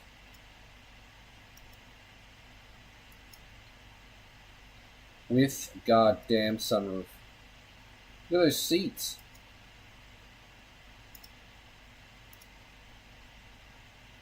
Look at that dash. Rad. That's a cool car.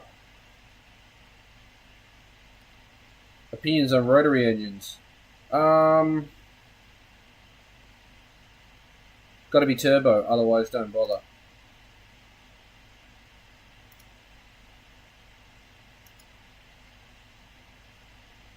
I've never driven one, so I don't really know. But I don't have anything against them.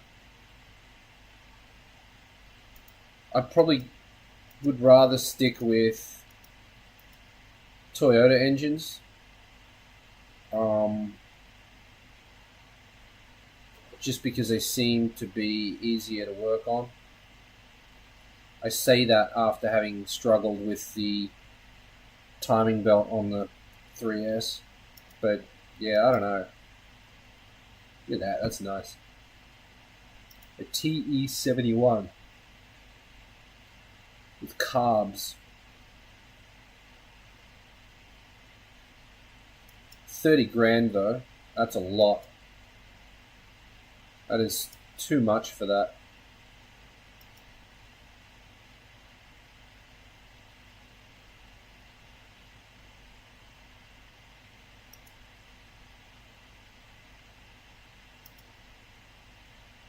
Jesus.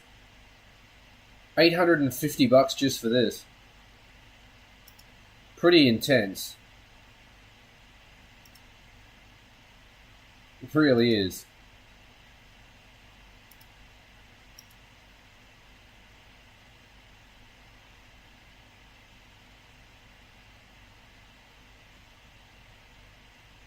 Yeah, 1,300. What do you got? How are these for?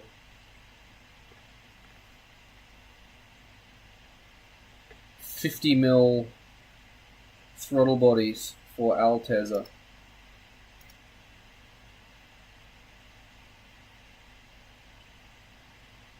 I wonder what they're like. I really do. I'd love to test those out. 404 error. No filter detected.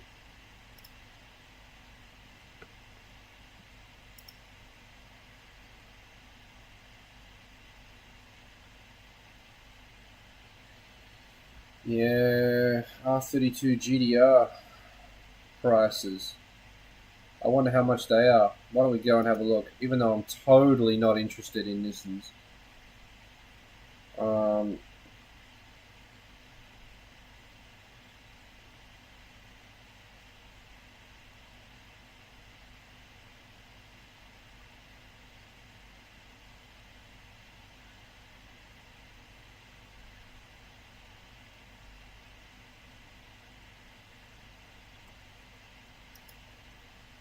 That's a Mitsubishi, not Nissan.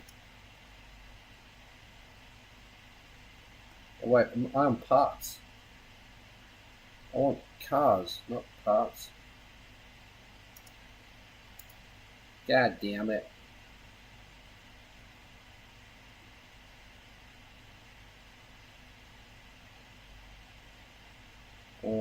Yeah. Nissan. We want a Skyline 32. R32 Skyline. If I'm ever going to move on from my Glanza and alter, I'd either FC Turbo 2 or a Mitsubishi 3000 GT. Not bad choices. Not bad choices.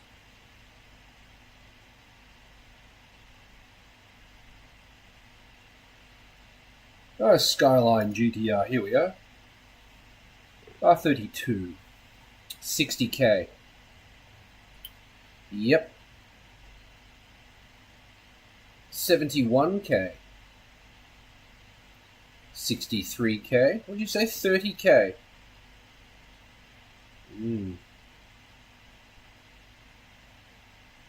Is that? That's 180k. I think your 32k is slightly off there, dude. Unless you say 30k euro, maybe. Red one for sale in UK is 30k. I wonder if it's thrashed to shit. And you're probably thinking 30k euro, not 30k in Japanese, because it's about double. So that'd be 66.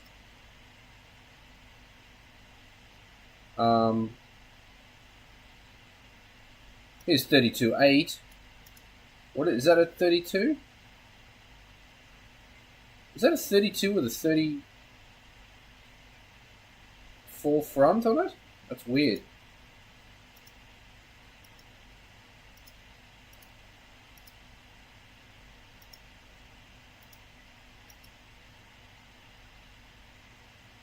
That looks weird to me. I don't know why.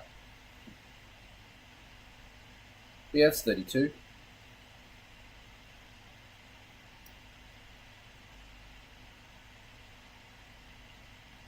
No, it's not.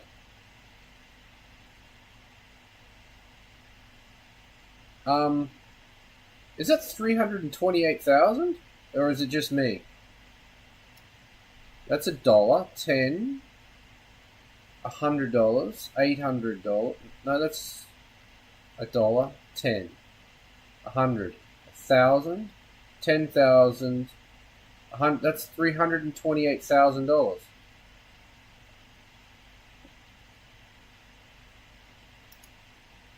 In a 1-to-1 conversion. Holy shit. Is that right? I guess it is, yeah. Yeah, because this is 60. This is 145. 145 grand for a Skyline.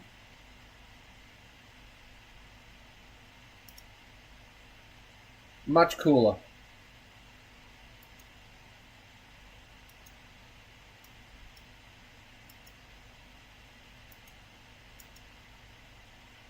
Jesus. It's missing its teeth.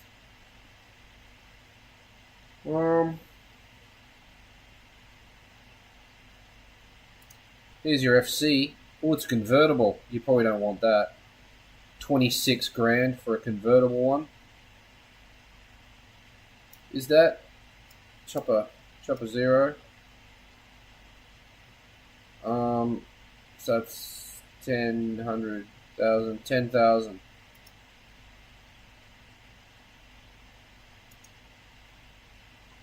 She's a bit beat up. Let's take photos of it after we wet it, so that it doesn't look so rooted. It's all there though, it looks like. Jesus. Oh, scary. How is that worth 10k? Look at it. Rusted to shit.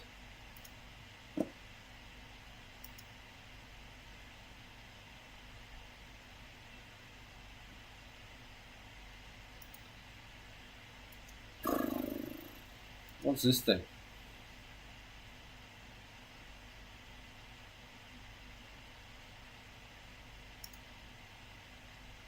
Interesting.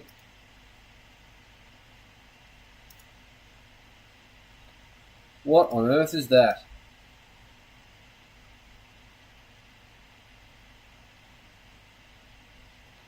Someone tell me in the comments what the hell that is, please.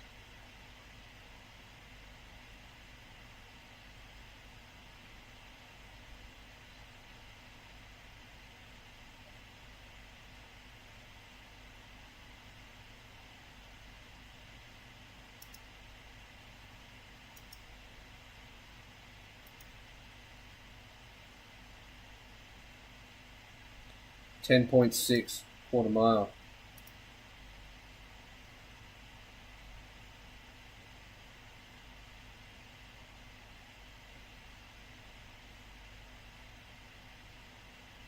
Mm. 600 horsepower. Independent shifters for each gear. Drag racing, yeah. That's my guess as well. Alright.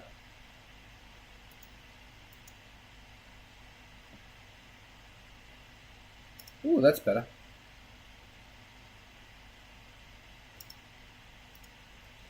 But could you imagine paying 17k for this?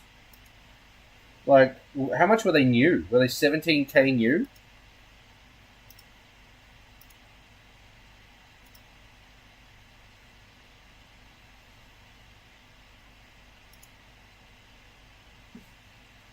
K70 for 12k. 12 grand for this bad boy. I mean, that's cool, to be fair. Be nice if it was a wagon. Hell. That's nice. Ugh. Could at least put a 4AGE in it. Yeah. Yep. I hear ya. Loud and clear over there. Oh, shit. Yeah, see, this isn't worth 12k. What the hell is that? Jesus. And look at the spots in the paint.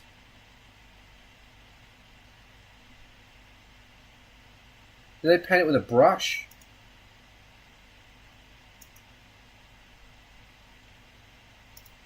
It looks really good there. Looks really bad there. Like around this molding. What the hell's all that shit?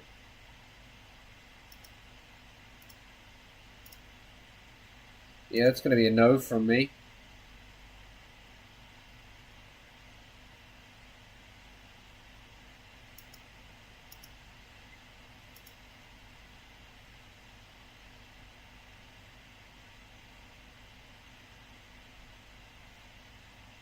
The Carina for 18k. What do you get for 18k here?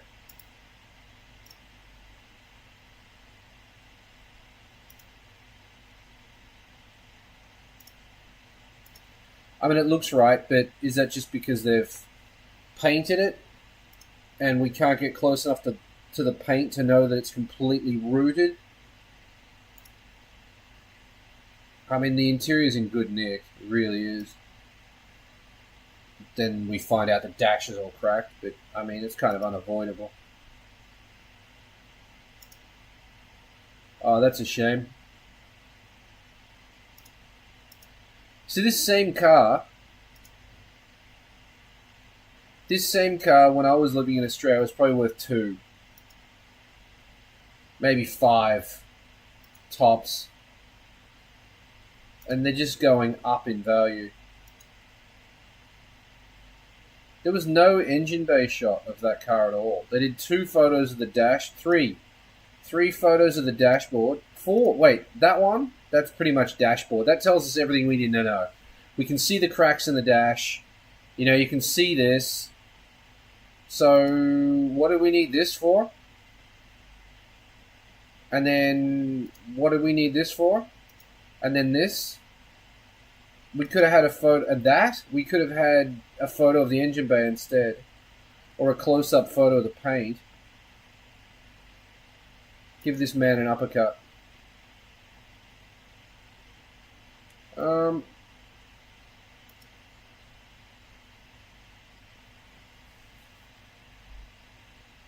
What are we selling here? The Aero set for 1500.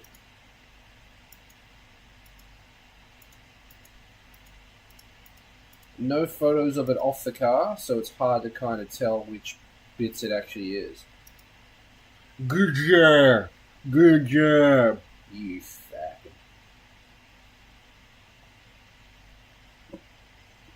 $22K for this thing. Ooh, rusty! Yeah, no. Ooh, rusty. It's a classic. It's a classic. It's rooted. The interior is beautiful. The exterior, not so much. Hello. That's nice. Not $25K nice, though. You can fuck off.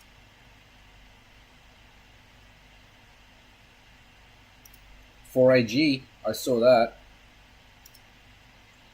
There it is. It's a good looking whip from the outside. Can we have some close-up photos? Painted, the paint on the boot lid's kind of crusty, but other than that, looks alright. Nice looking interior. Engine bay looks clean.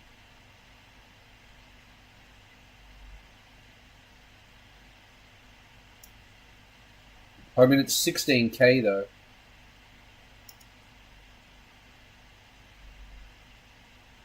A little bit in the front.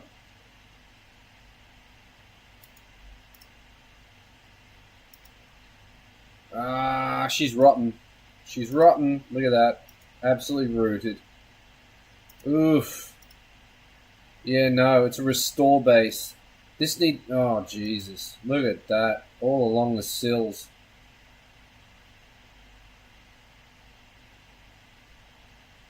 Ugh. They welded a patch into the muffler instead of replacing it. Come on, man. We say 16K.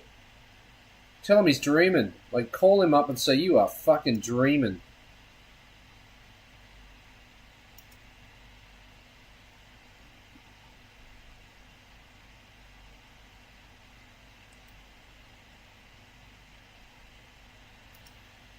Oh, the problem is people pay it.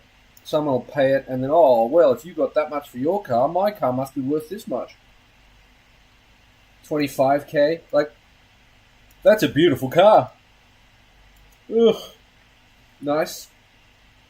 Looks pretty honest. Yep.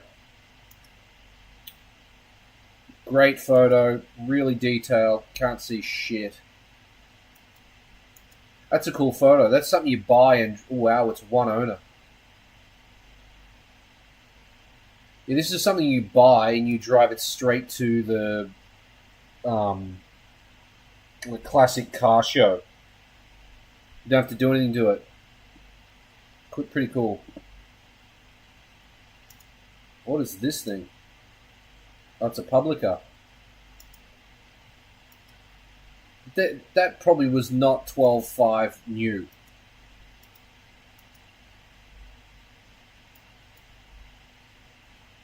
It's all there though. It's pretty nice. How can you tell the owners from the reg plate? I'll show you. See how that's got 55? That's a really old plate.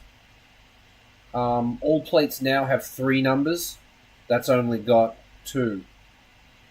So old plates have 2 numbers, new plates have 3. Normally when you re-register a car, you have to change plates if you change areas. So it's possible this is not the original owner. Maybe it was sold to the son. Or maybe the son got it. Or maybe someone else in the same town bought it. But if you move a significant distance, you have to change the plates. You can't keep the original Ishi 55s. So that tells me it's one owner.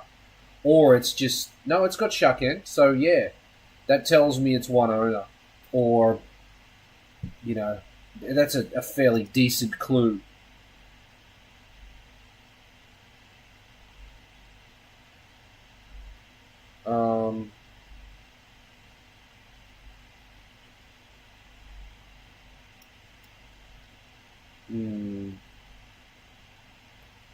Multiple owners.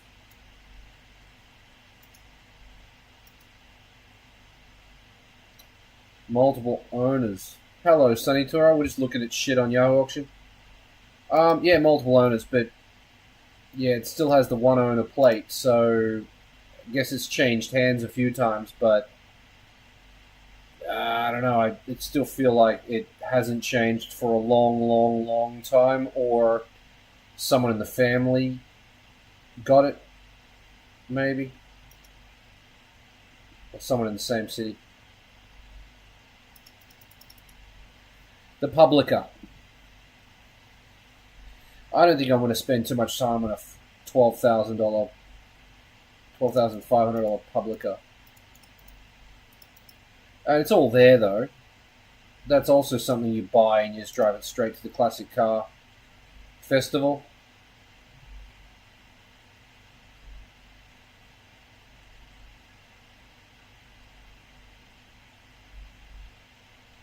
I just can't see... Like, what year was this?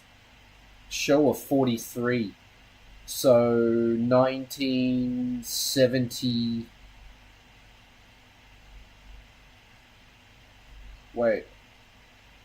1960...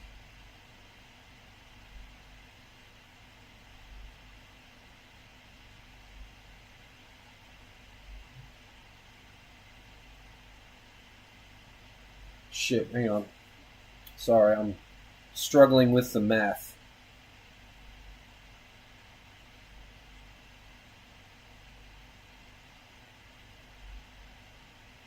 '68. 1968, I think that is. 1968.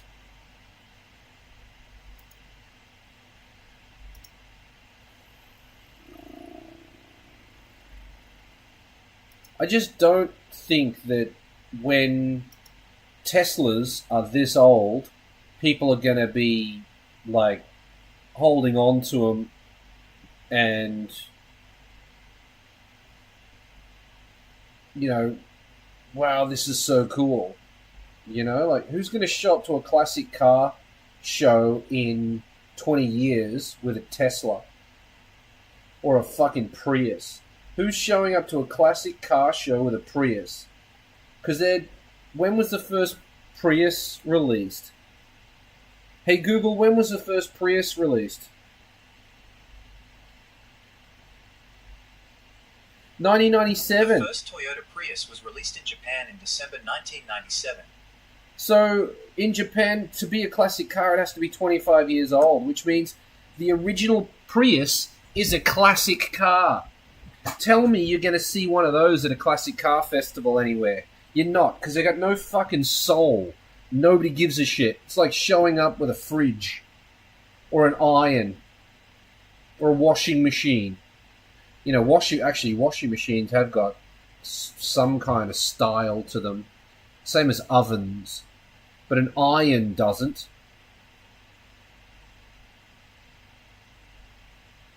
Fridge. Yeah, I guess an old fridges are fucking cool too. So I don't know what I'm talking about. Probably 5 modern cars that are worth holding on to. The rest can rot in the ground. I don't even know if there's 5, honestly. I like the new Z, but it's just a rebodied 350. So it can eat a dick. The BRZ, I mean, maybe the BRZ will become a cult classic, but maybe not. The Porsches, all Porsches kind of timeless. They haven't really fucked it up. They made stuff too big, but they've still got the 911, so I find the Cayenne too big. It's too big a car. New cars that are cool. I really can't think of many.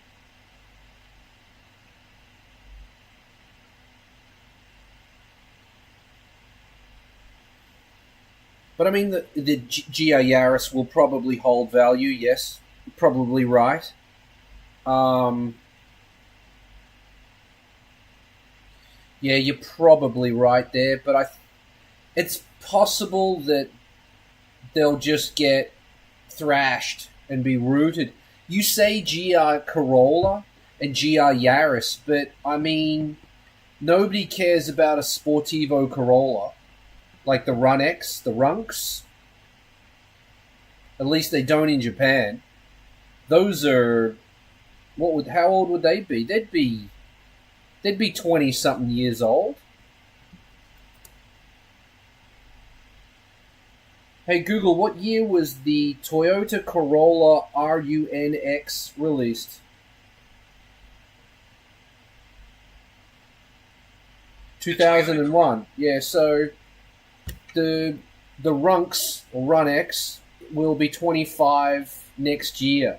Can you see people bringing those to a classic car show? I can't really. And GR Corolla,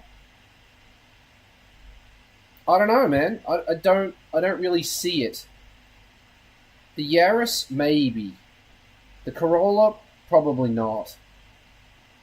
Like, all of the wow factor for what the GR Corolla is was used up on the GR Yaris, in my opinion. It's tiny and it's got crazy 3-cylinder turbo in it. GR Corolla's just the same thing but bigger.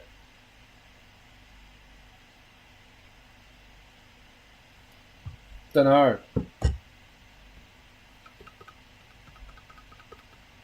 What else? What else is there that's going to be anything of any good? We have the T-Sport Corolla, and they're cool. Never heard of her. A T-Sport or 2ZZ. Well, that's the Run X. Let's slide this over so that I can do searching and not show my search history. T-Sport.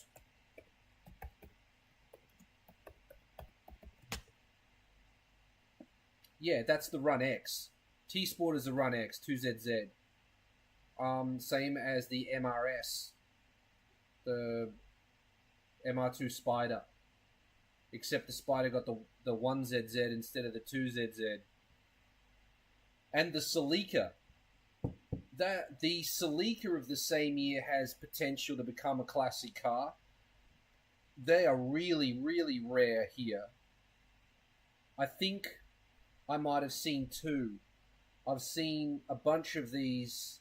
See, this Run X was called a Sportivo Corolla in Australia, and here it's called a Run X or Runx, RUNX. You called it the T-Sport. That's interesting. GR Yaris is dope. Yeah, they are. But do you think it's got any place in a classic car show in however many years? What's it going to look like next to other classics? Weird. It's just going to look weird. Unless there's a drastic change in car design. Like, all of the classics now are kind of boxy. Like even the Cosmo is sort of a boxy thing. It's rounded, but it's still got sharp angles on it. None of this new stuff does. It's weird. Weird.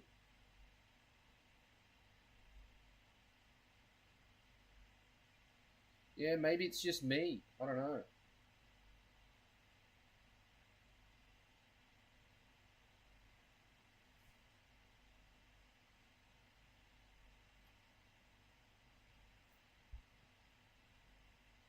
Drive one, it's so good. Yeah, I don't like driving cars I have no interest in buying or owning, or ones that I don't own. Like um I'd never rent a car because I want to see how it drives. Um Unless I was in the market to buy one, and I'm not. See, like I like the Yaris for its engine, but I don't actually like the car. I would rather an old Galant or like an Evo 4, Lancer Evolution 4, 5. If I wanted a four-wheel drive rally style car, I'd get that instead of a Yaris. Even though it's not as fast as a Yaris, that's still what I'd prefer.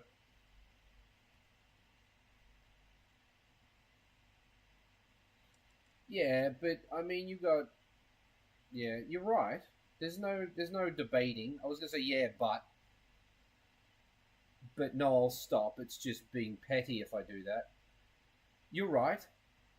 The Yaris GR is cool, and 30K, yeah. But I'd rather an Evo 4 or a Galant. Evo 4, Evo 5. I don't know about wagon. Yes, in 25 years. Yeah, maybe.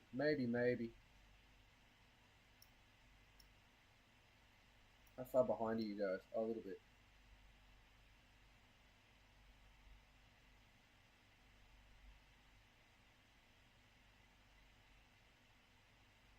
Not that bad.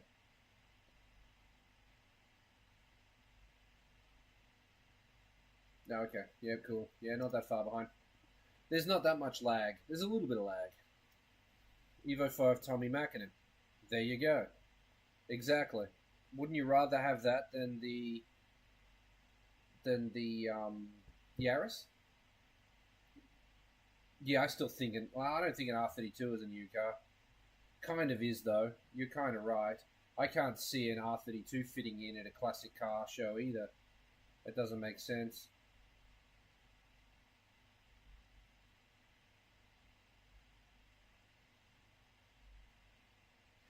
But it's kind of like you've seen one R32, you've seen them all. Like, same as a Hakoska, honestly, for me now. Once you've seen, once you've been to one nostalgic 2 days or one Nissan event in Japan, you've seen all of the Hakoska. There's nothing more to see. There's nothing more to do to that car. Everyone's done everything to it. And same with the R32. It's just like it's not a rare car. They're fast, but I'd drive one. I'd own one of those, but I'm not excited by them. Probably because of the price. I don't think they're worth the money. They're not worth the money to me.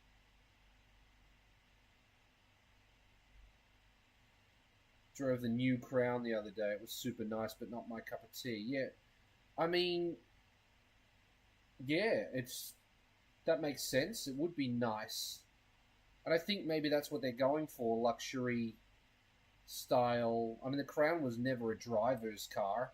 It was a be driven around in car. I think it was the car that you got. You couldn't get the President or the what was the other one? The President and the Oh, help me out. What was the other top car? The President and the Nissan and Toyota. Come on, someone help me out.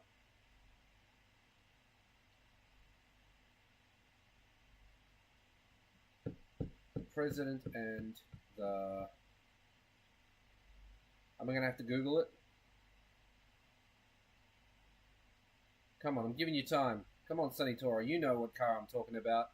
The big limousine thing that if you were a Yakuza boss, you'd be driven around in. I don't think it's the President, it's the other one. I guess some would be in a President.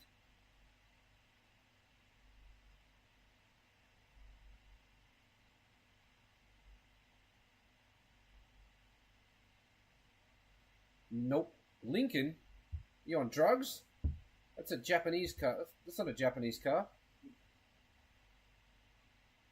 No.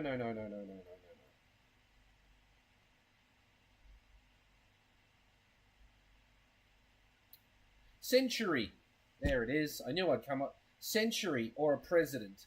If you're not cruising around in one of those, then you're in the back of a Crown.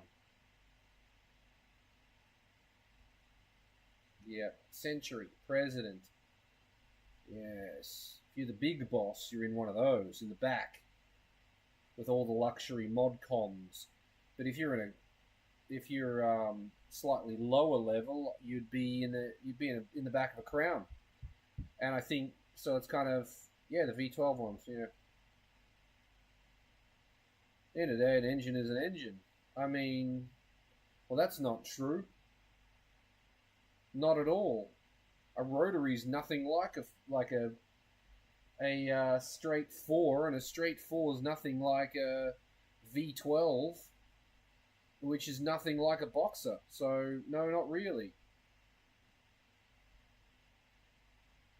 And none of those are like the Yaris engine.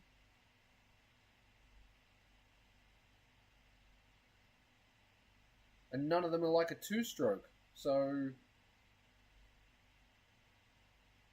And none of those are like a diesel. I don't know.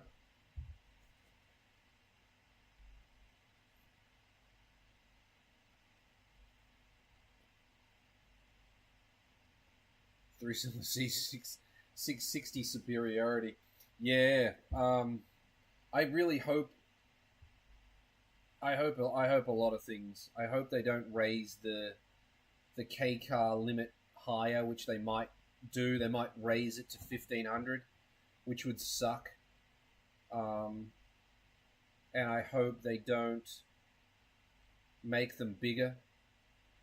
And I hope the new Cappuccino isn't just a rebadged fucking MX-5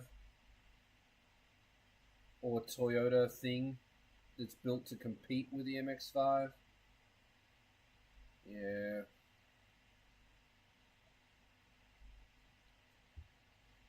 Rotary is different, but anything with a piston is the same. Nah, not really. What's the actual main difference between 2 and 4-stroke? The number of strokes. That's a good question for Google. Someone in the comments might answer you, but I'm not going to. The fact that one requires a spark, not 2-stroke and 4-stroke, but you've got an engine that requires a glow plug, and you've got an engine that requires a spark plug. They're not the same thing. Like a rotary uses a spark plug, not a glow plug, so it's closer to a piston engine than... Yeah. I mean, what about those... What are they called? The motors they put in, like, the Spitfire and shit. The Rolls-Royce round things with pistons going all sorts of directions. That's not the same... It's not the same thing. It's literally 2 strokes.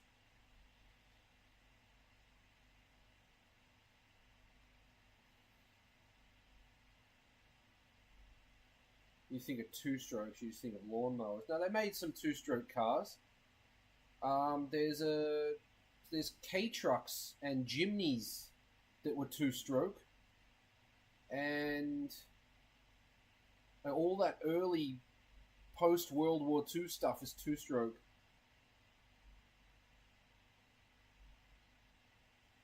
Two-stroke's close to a rotary. Have to add fucking oil to the fuel and shit.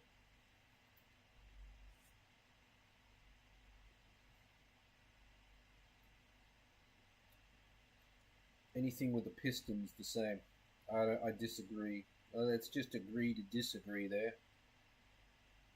Yeah.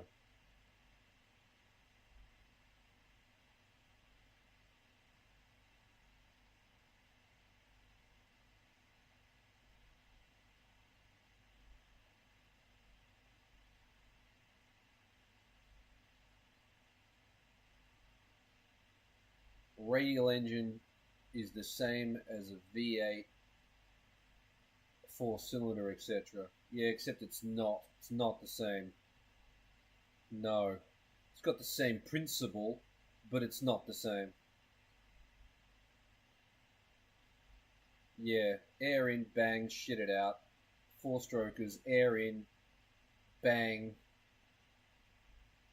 Wait, air in, compress, bang, shit it out. I can't remember. Fuck it.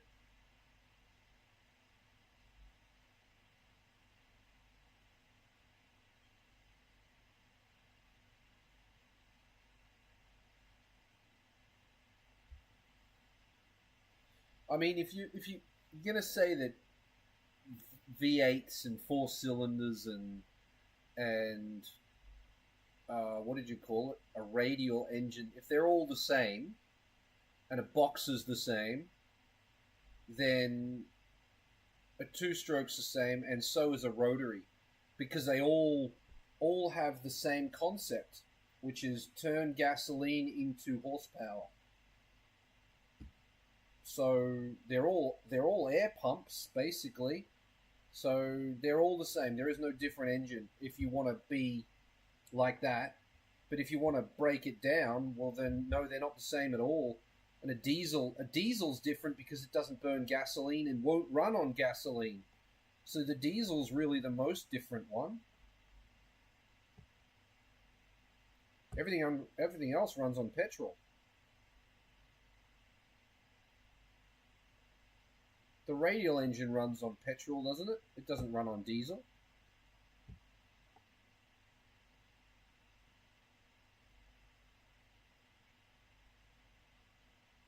The steam engine isn't it's got a piston, so it must be the same too. Most overrated wheel, T37. 100%. I don't think we could find if we went to if we did this, I reckon we'll find one with T37s on it.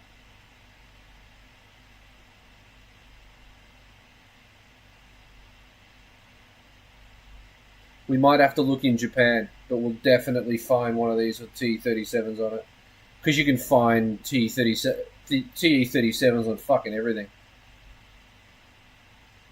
I feel like I talk about them every live stream. Somehow I end up talking about T37s.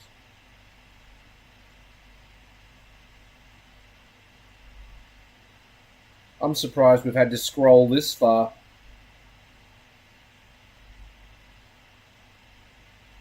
Wait, there's a race car down in the bottom corner there. Let's go this way a little bit, just so... How much are we... Oh, we're cutting... We're going to cut off one side or the other side. Hang on. There we go, there it is. There it is. Or are they reps? Or something else. Oh, they might be something else. They're pretty close. Okay, we'll keep looking.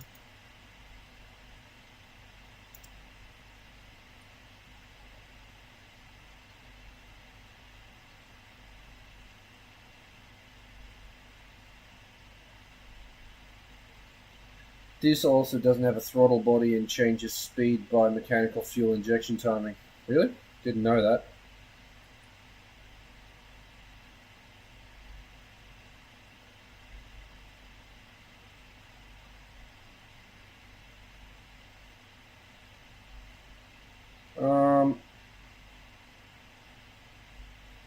Come on, we've got to find T37s on this fucking thing. There's bound to be. Someone will have done it.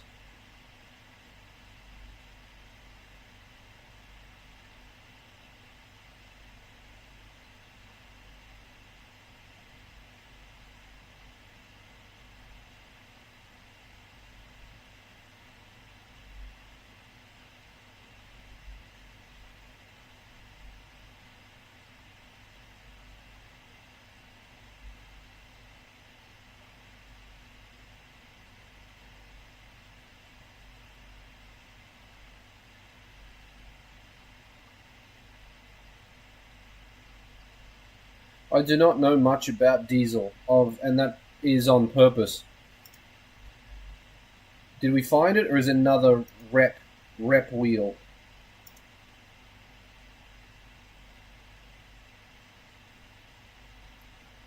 Oh, it's really close. Nah, they won't be T37s, because if they're T37s, you have to leave the stickers on. It'd be something else.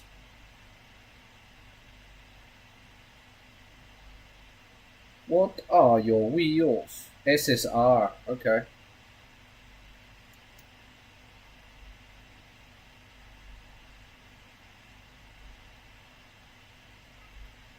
Exactly. Juicebox has T37s on his Nissan Micra / March. Exactly. Everybody. They're on everything. Most overrated wheel.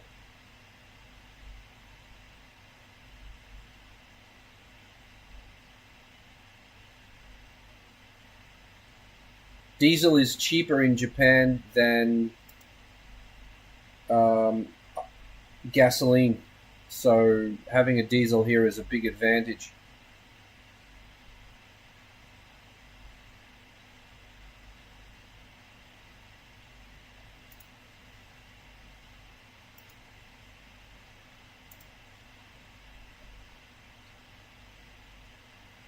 What the hell?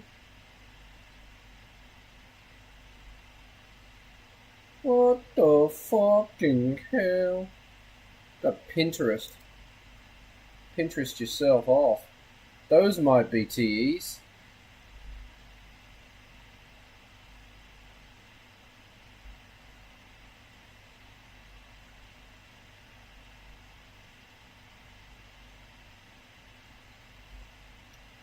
Come on.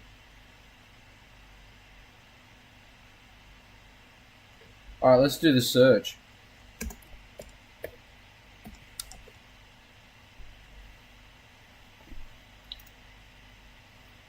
Just needed to type it in.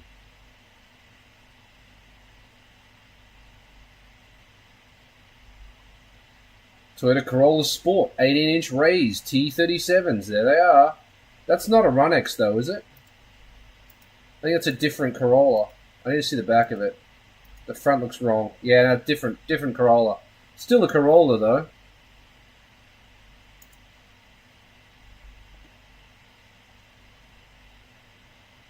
So we didn't find... There's the Run-X.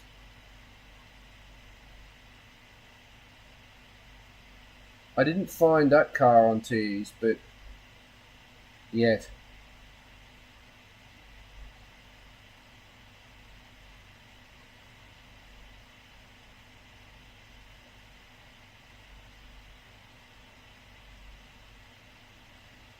I will try the Run-X.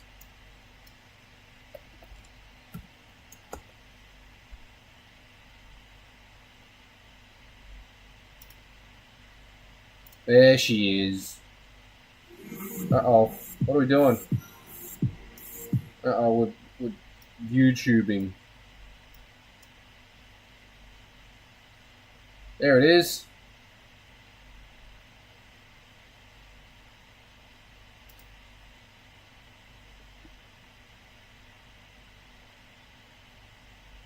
That's another one. Oh, Facebook Marketplace. Yep. Corolla with T37s. Glorious. What a stupid car. Can we find a high ace with T37s on it? Absolutely. Oh, look at that.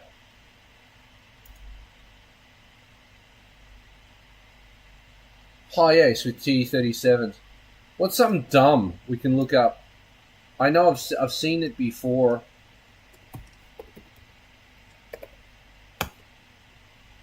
Wagon R T37. Look at this. Look at this thing. Let me move this over this way so you guys can see it better. That's better.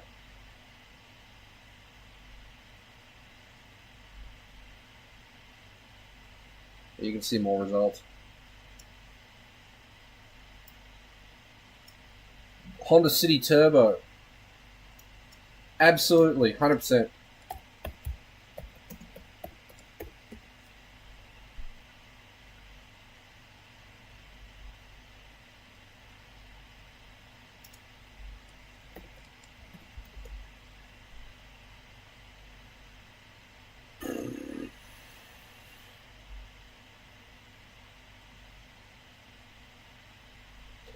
Just finding it. Like, what's all this other shit that we're getting?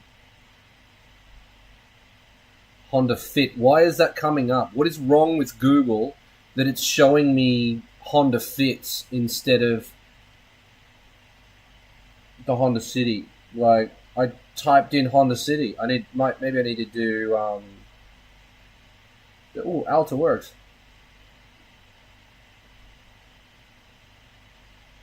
Need to do Honda City in inverted commas. Honda City 2020 Honda City. Really? Did Honda release a new? That's a new Honda City?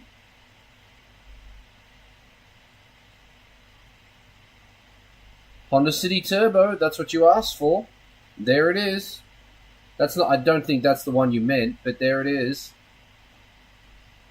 They've ruined that car.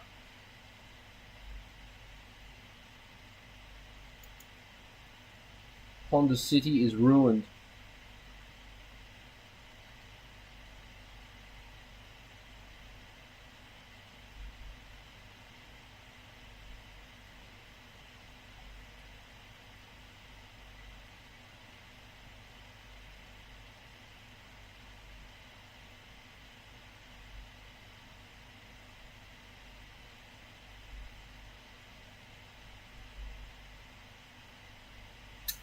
This car needs the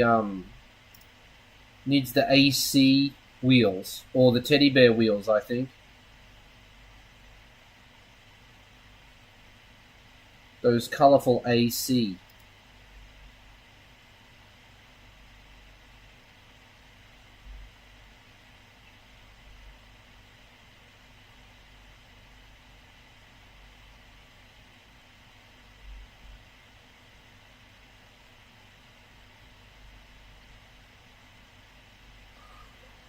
Okay, what about something dumb?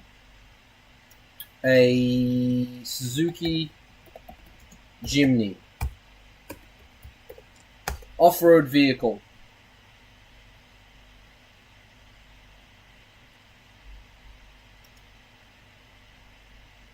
T37s. It's not an off-road wheel. That's a terrible off-road wheel. But there it is.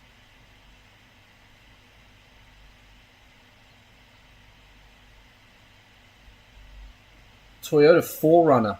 Yeah, okay. I don't know. Let's give that a go.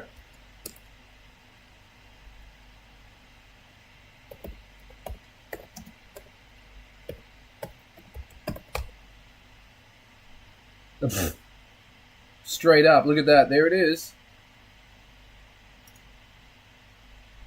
There it is. I don't know which one of these is a 4Runner, but that's a 4Runner. And that claims to be a Forerunner as well. There's a Forerunner. Like, every generation of this car has had T37s on it. Like, that is the dumbest wheel to put on a 4-wheel drive. They are weak. They are light.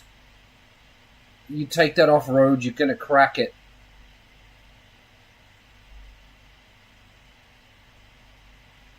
Every generation of Forerunner has had fucking T37s on it. That's why it's the most overrated wheel. They're crazy expensive, and yet every man and his dog has got it on every kind of different car. A Mini, ooh, that maybe no. I don't think they made them that small. Mini. The new Mini, yes. There they are in the new Mini. But the classic Mini, I doubt that. That might be the one car where you just can't get them.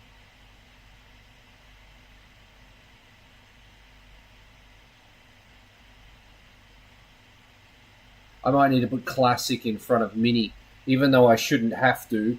That's not a fucking Mini, that's a biggie.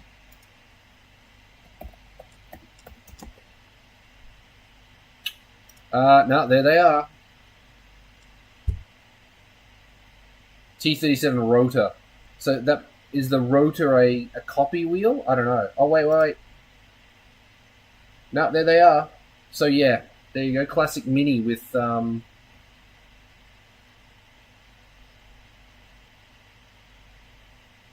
there it is right there.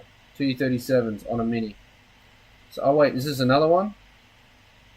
Yep, there you go, another one. So, no, definitely done. Have you ever changed the U alternator belt on the Altezza while the accessory belt is still on? No, I have not.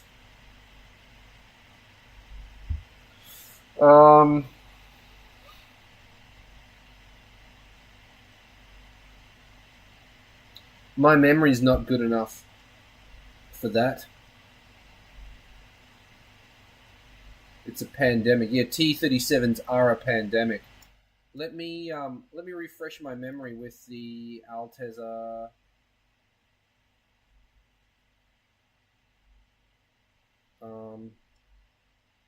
Wait, I can go to Yahoo Auction and have a look. Maybe.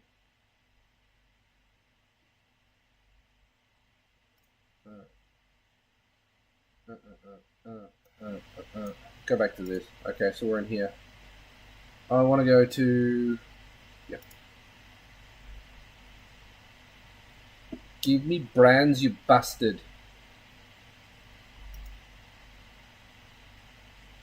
Oh, why are you like this? You could be any other way. You could be any other way. I just need to refresh my memory, so bear with me a minute. Oh, for fuck's sake. Come on, man. Subete. Which one showed me the engine the best? This one? Derp. Oh, it's sold. 66. Nope. Can't even see the engine. Damn it. IS250. What? IS250? Oh, it's a bumper. Oh.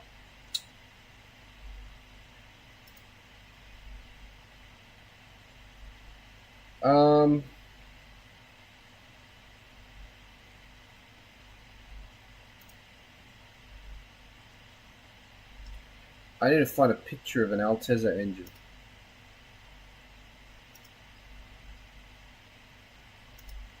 That's not going to zoom in far enough.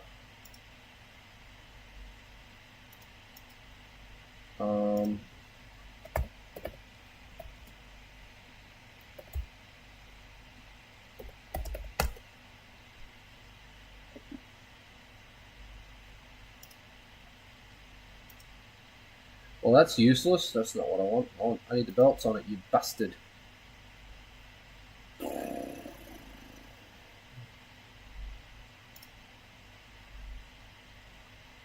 Look at these scabby bastards selling the engine. They've taken the alternator and aircon pump off. Like, what are you doing? Why are you like this?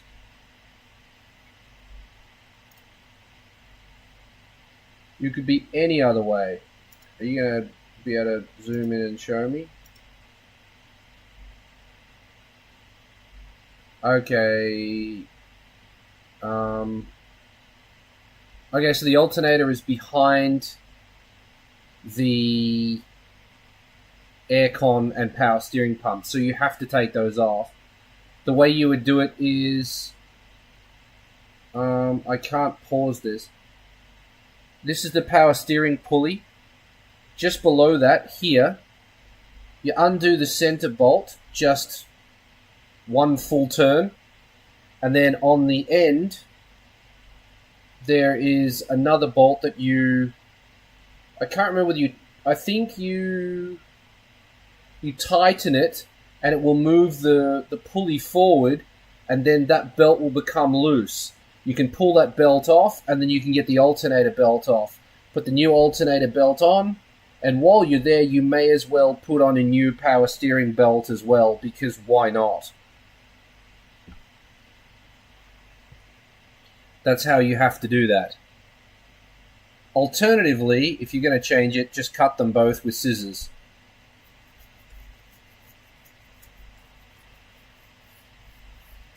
That is how I would do it. There is no other way to do it. You have to take the power steering belt off first.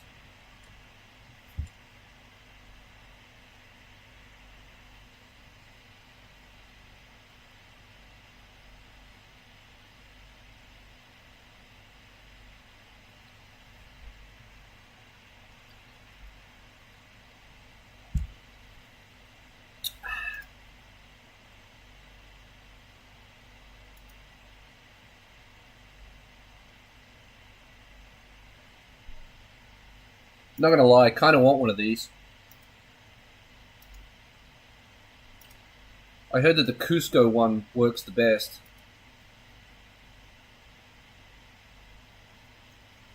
Wonder whatever happened to that guy. He just disappeared.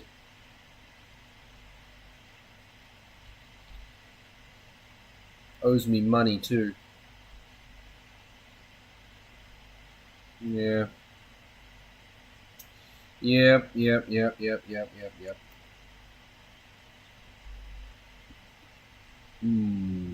400 bucks for what? Oh, it's a carbon fiber one. I like it, but it's not worth 400. I'll give you 40 for it. You bastard.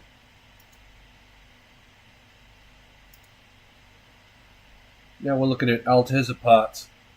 No. No, not about it.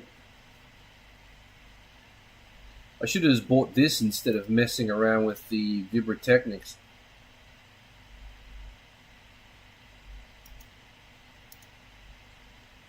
What are the stupid cars we putting T37s on?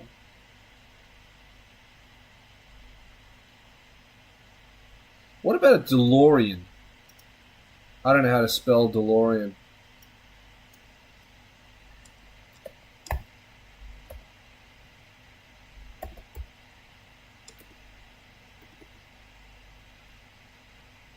I mean, I've got a DeLorean there, but I don't know how to spell it. I know it's got...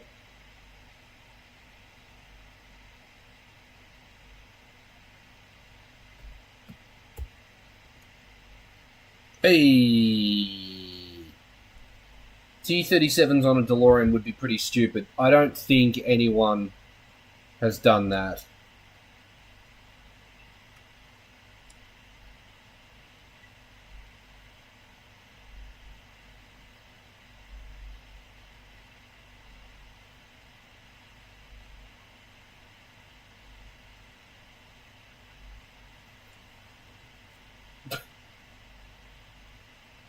I thought that was it for a second. But no, that's not a DeLorean. That's an R32. That's standard equipment. I don't think you can buy a Skyline that doesn't have fucking T37s on it. Pontiac Fiero with T37s on it would be pretty impressive.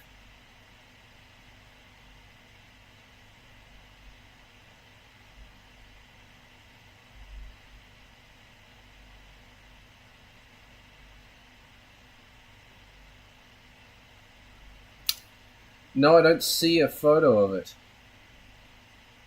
So maybe no one did it. What are we looking for? Fiero.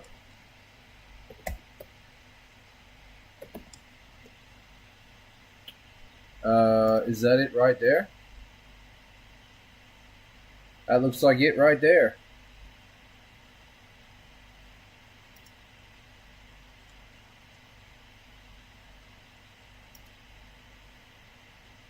Those wheels are pretty sick.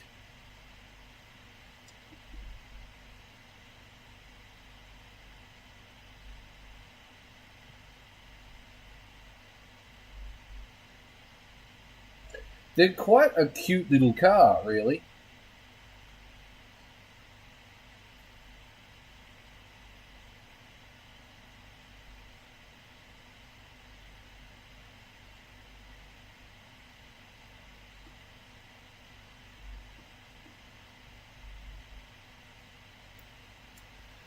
What else can we put T37s on?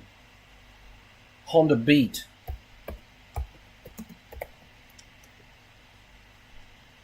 Yep, easy.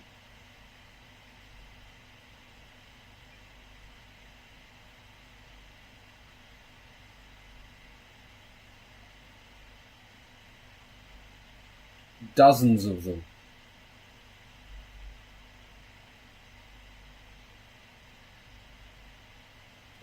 My uncle's new toy car. Jesus. Okay, buddy. Calm down. An MG. Alright, an MG with T37s.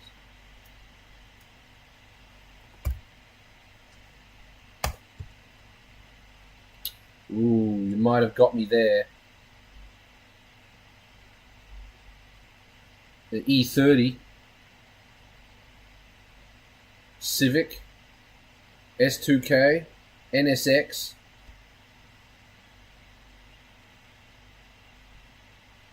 BMW shit.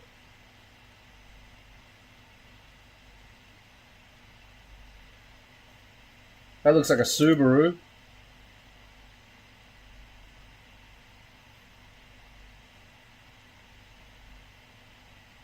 What is that thing?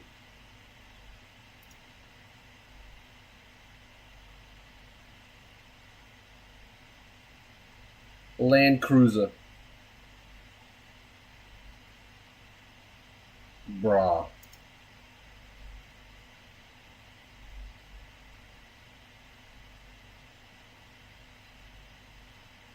An Alto. I don't know what this is. What is that thing? CRV. M3. That's a Yaris. Supra. That's a Tesla. A Thupra. Another Yaris or Vios. What is that thing? There's a Subaru. The MG might be the car we can't find with T37s on it. Cappuccino there.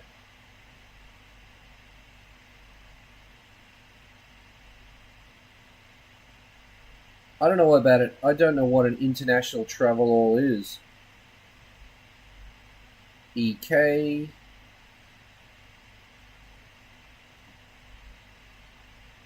A Loadster.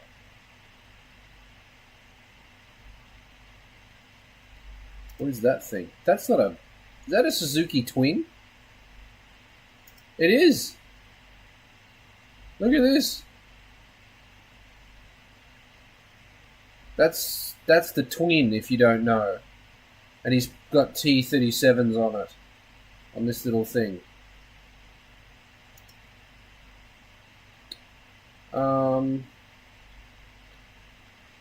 M3, Supra, Beat, EK. Is that an ND? I believe it is. Another BMW.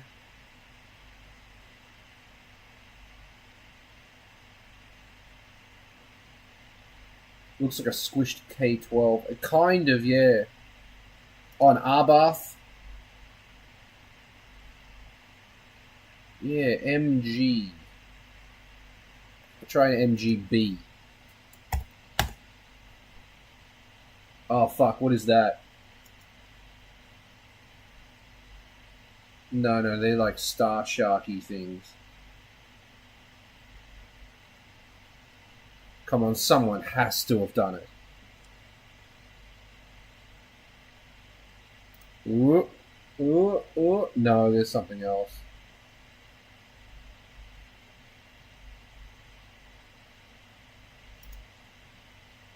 I am a fan of the ND. I do like it. In white. I was in Kyushu last week and just so happened to stumble upon a Mazda Roadster meeting. So I filmed a bunch of cars. Primarily not the Roadsters. I filmed pretty much everything else but them, but I filmed some of them. No, I don't see an MGB riding on T37s, but we'll try everything else. What else have you got? A Subaru GL10.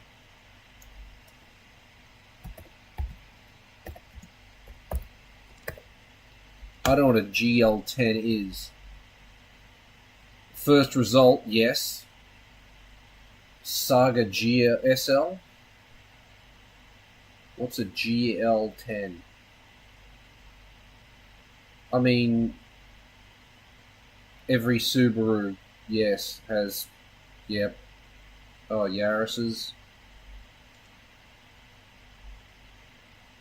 Yep. Yeah, I don't think you're going to find a Subaru that doesn't have T37s on it.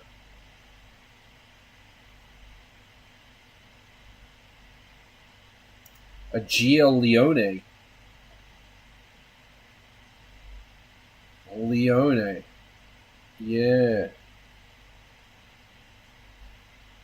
That doesn't have T37s. A Justy.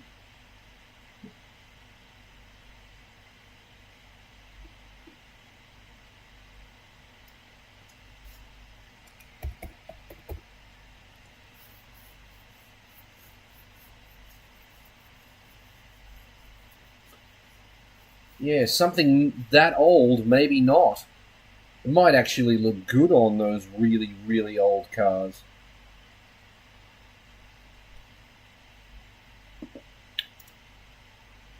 Jesus. FJ Cruiser with T37s.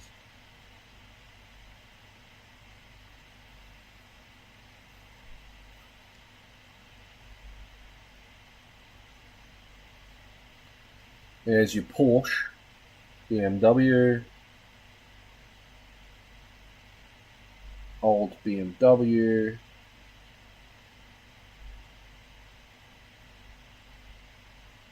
Yeah, I'm not seeing the old Subaru.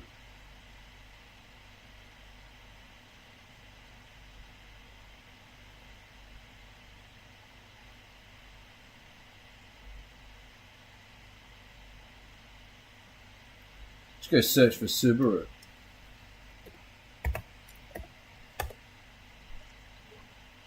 What's the oldest shit we can find? I'm just not a Subaru fan, really. I think the older their stuff gets, the cooler it is.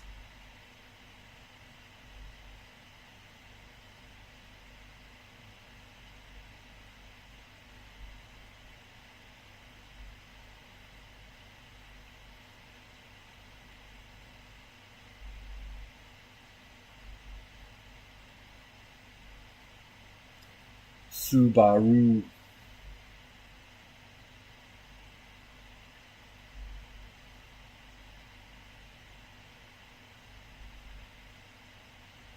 Have you heard the way that New Zealanders say Subaru? Subaru?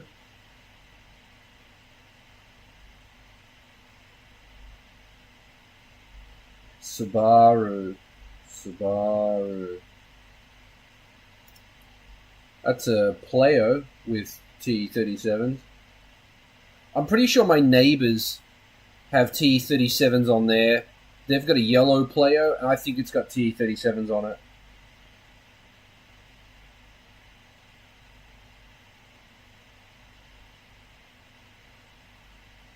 Yeah, not a lot of super old Subarus on here.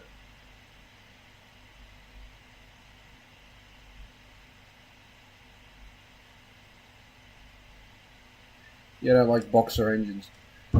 No, I don't either. It's take the wheels off to change spark plugs. No. Design it so it's not stupid. Oh, here you go. On a Stella. The Subaru Stella with TEs on it. Oh yeah, that looks amazing.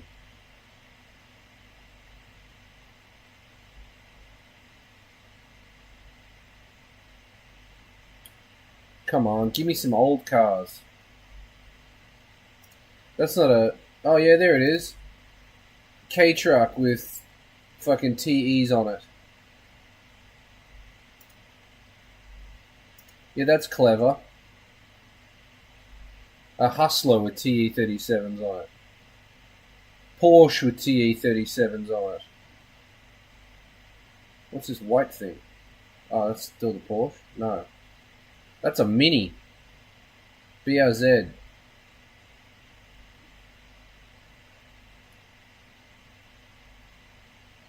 Rabbit. No, I'm looking for cars with T37s. We're not going to get a Rabbit. There's no way a Rabbit's going to have T37s on it. That'd be hilarious, though. We should look. Just need to...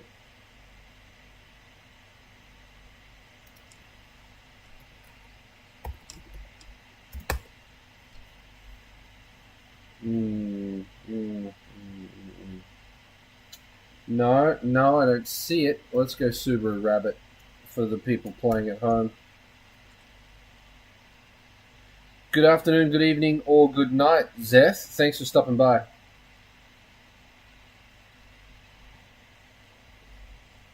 There you go. Rabbit.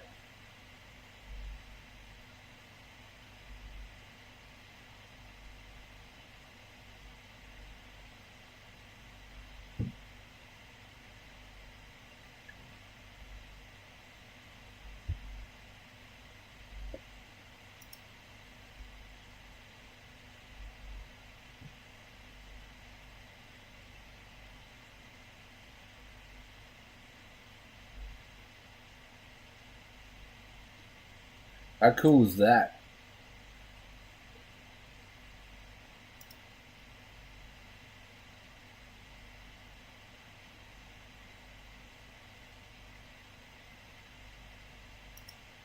That is rad. I don't think that would carry me and somebody else, but still, that would be sick to ride around on nowadays. As is. Same with this.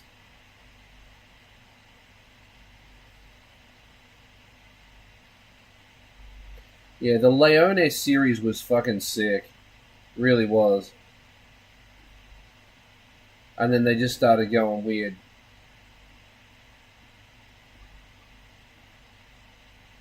Yep.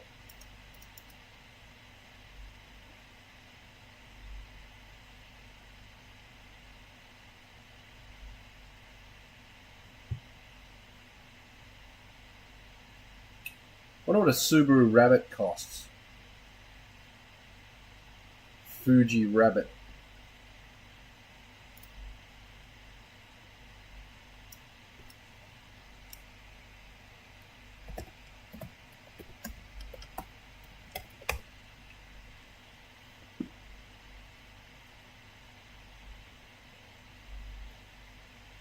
Bet you can't buy one.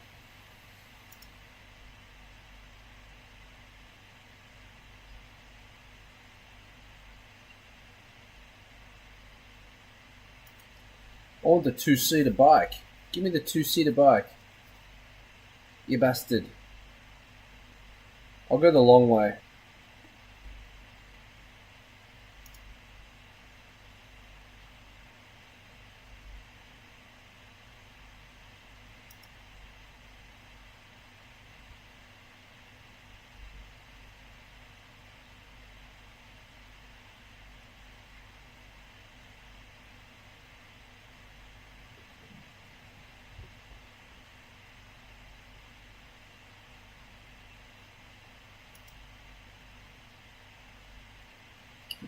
How many cc was the rabbit?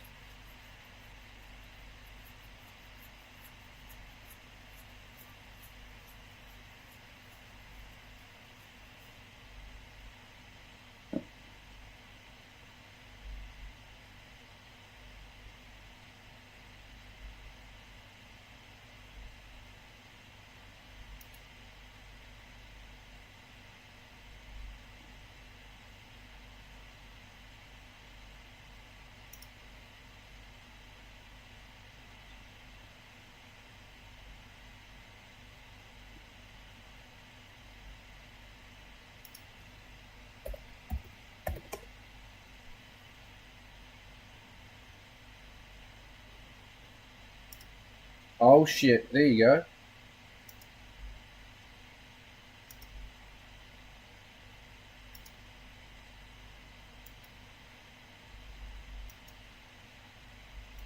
That's a lot of money.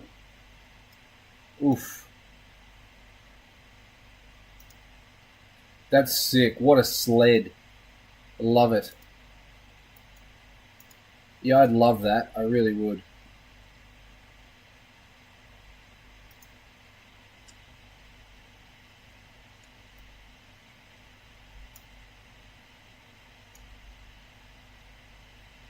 $500. That's cool. That's kind of more my speed. And Rusty gives it character. The seats need retrimming, but other than that, yeah, just sandblast this, liquor paint. As long as it runs, it'll be fine. Yeah, you can sandblast all that and paint it. That'll be fine. Oh, that's not great. But yeah. Yeah. $500 is a big ask for that, honestly.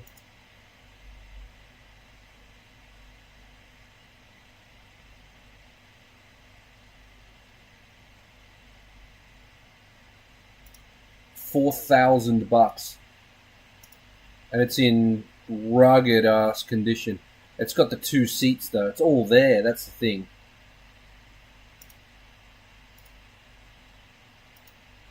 Yeah.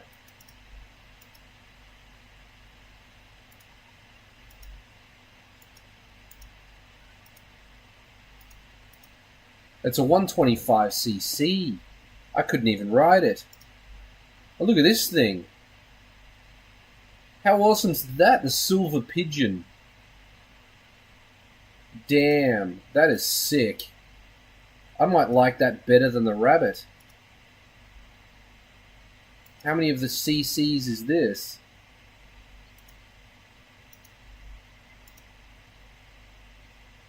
That's incredible.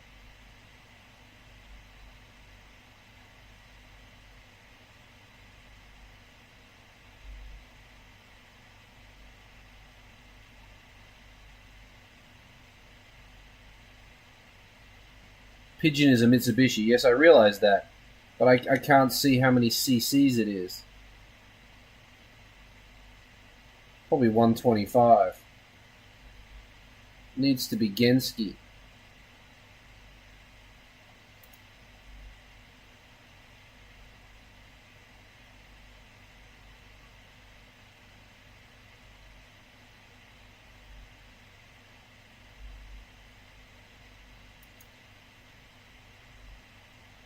The Pigeon. The Pigeon is sick. What an awesome machine.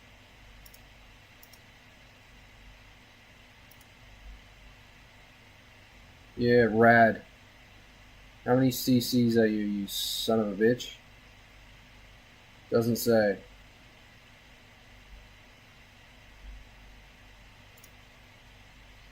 Very cool. So it's like it's visibly post World War II. So visibly post World War II. Like the rabbit's sick, but this has got so much more character. It's horrible, but in a really cool way. Like, what is going on there?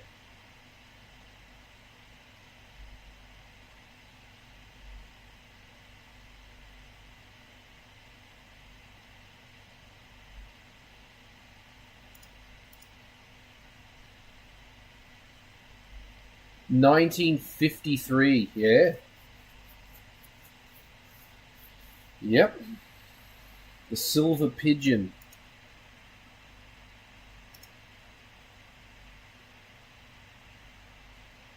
SW1.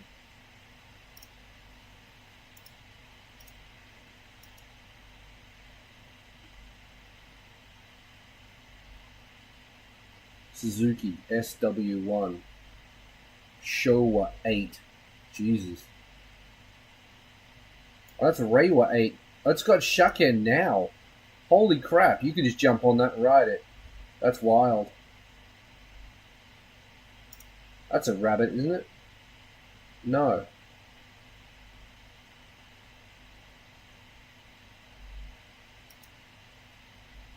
Holy crap, that's in really good condition.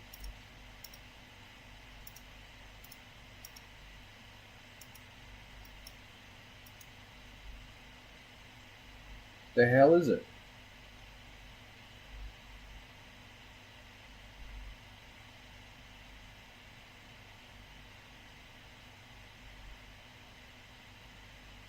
It's an SW1. Okay. Suzuki SW1. There you go. Interesting.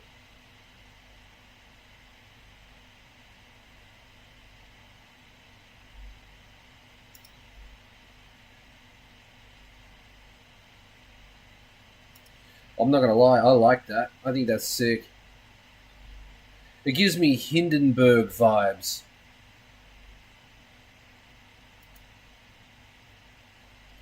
And just this is just wild. Like, what the hell? That's their Silver Pigeon. What is this? A mine cart. Okay.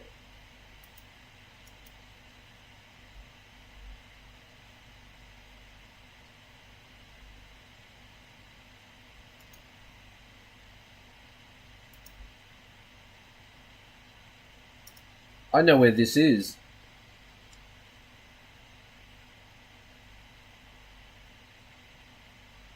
I think this is it's in Chiba now.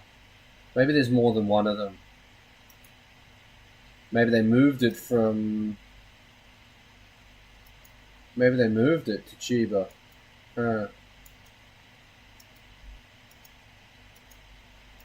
Imagine you turn this into your house.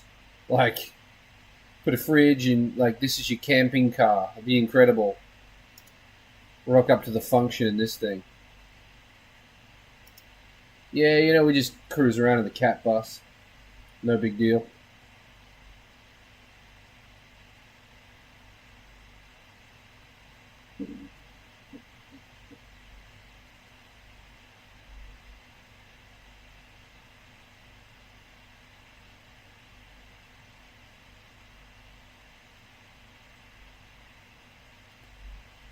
Do you remember my SJK cold da? I don't know what that is. Maybe. Explain what it is and I'll tell you if I remember it. I don't remember seeing you had a motorcycle, if that's what you're talking about.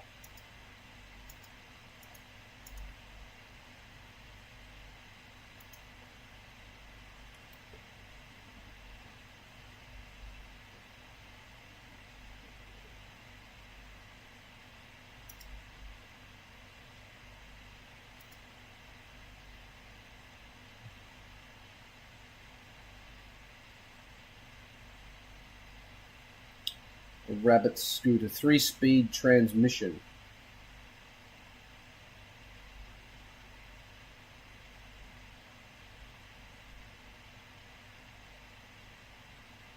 Still don't know what that is.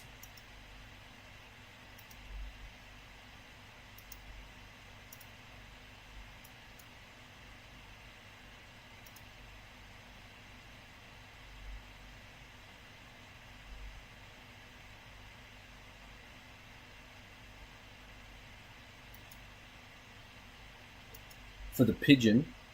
Ah, okay.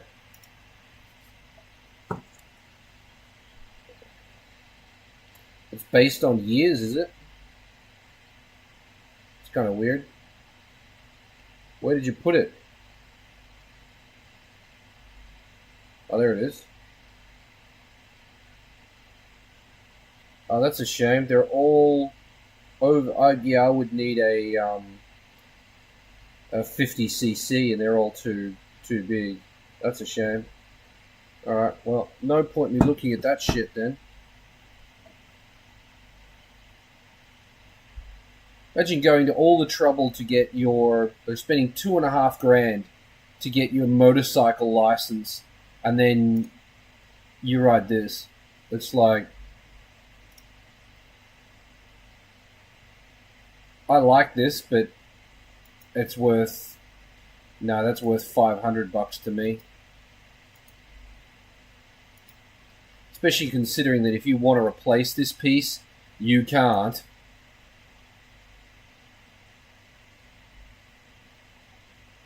It's low down, apparently. So some young kids owned it and messed with it.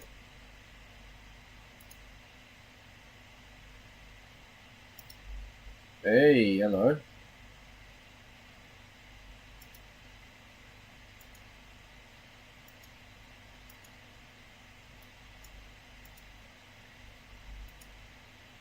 Could have painted the engine bay at the same time. Really could have.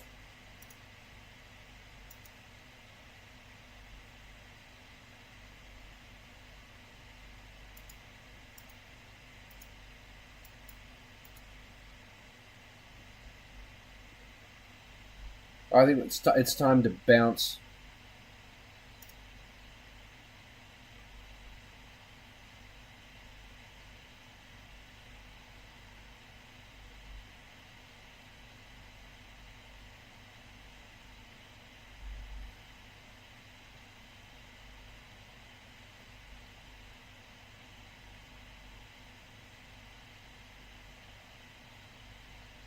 Mitsubishi Fuso Rosa dog bus, if you're more of a dog person.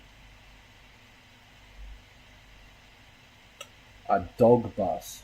Yeah. No, I'm good without looking at the buses. I need to go, let's go back. Let's take it back to there. Let's go auto buy. And we want... No, we'll go back again. That one. 50cc. Just 56 bids on the Moto Compo. Could you just not? Please? Could you just stop it?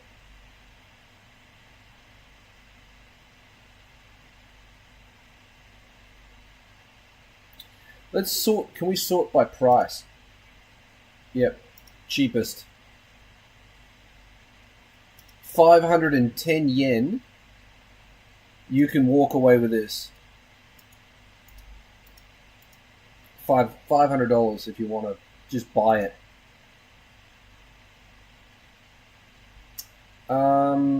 Look for something cheap with no bids on it. Super Cub. Nope. Something cool. Could you make that cool? The Lead SS. Okay. There you go. That's kind of weird. $600 for that weirdo.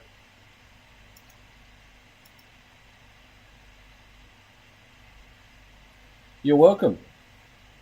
Sorry I couldn't give you better news, but yeah, that front belt's going to have to come off first. Okay, here we go. All about it. Totally all about it. That's sick. Oh, Jesus. Da-da-da! What is this thing? Is this like a hybrid somebody's built? I think it is. Yeah, look at that welding. Why the hell does it have a Nazi symbol on the back of it? Like, what is... I mean... Yeah, it looks... I think someone's built this. It's just a homemade pocket bike. Moto Compo. Oh, it's just a shroud.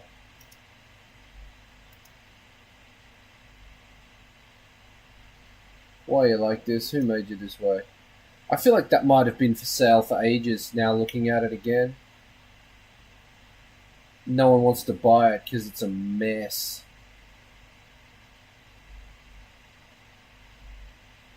We're getting up in the dollars now. $800 for a bike.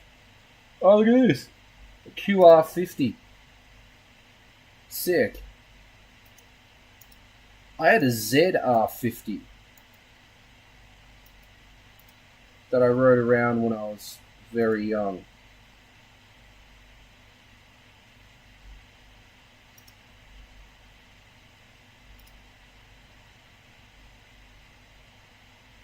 Pretty cool, really, that thing. The raccoon. Is it a raccoon or a raccoon? It's a raccoon. It is. It's an ADO2 1980 model. I'd rip around on that and look ridiculous. Honda Raccoon. Cool.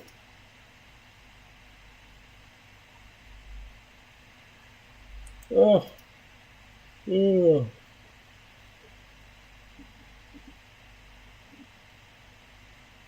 Jazz 50.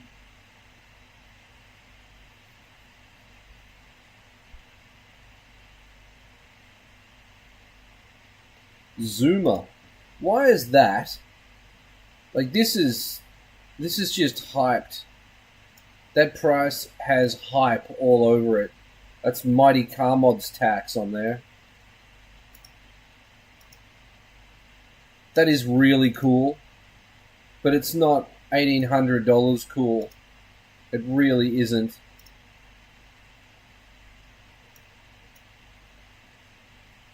I put an AliExpress light bar on the front of it.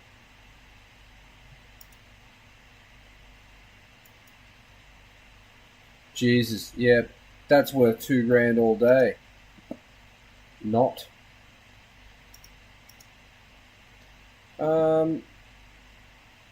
Looking for something cool. Monkey, $2,000. Looks to be in good condition too. Tacky though, there's a lot of chrome on that. I'm not a fan. Find a Honda Odyssey, not the van, but the off-road buggy. Nah, I don't want it. I'm looking at bikes. I'm looking at bikes. I want to find interesting bikes. This is an interesting bike. I don't want it, but it's interesting. We're already up to $3,000. You can't get a lot for a lot of cheap. There's not a lot of cheap bikes.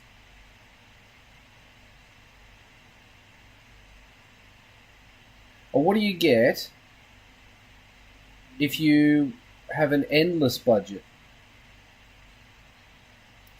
Like unlimited money. What do you buy? Wait, these are back to $500. What the hell? Oh, I see. I had it set. Yeah, alright.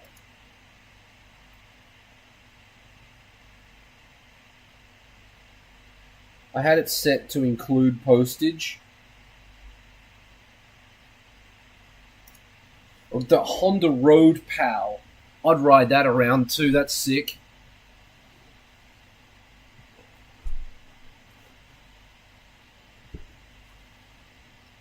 It's just a lot of money. And here's another one for like 700 less that looks to be in exactly the same condition.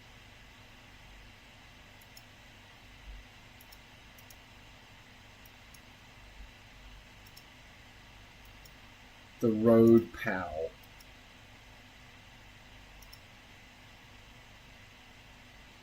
Cool. Look at this thing. Jesus. Oh shit, R360.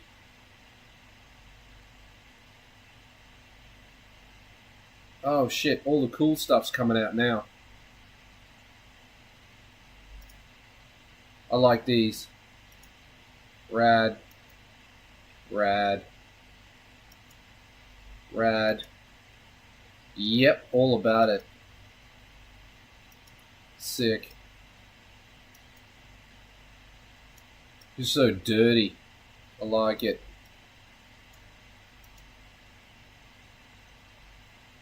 You're a dirty girl. A Motra. An NS1. I was talking to someone the other day that said they wanted one of these.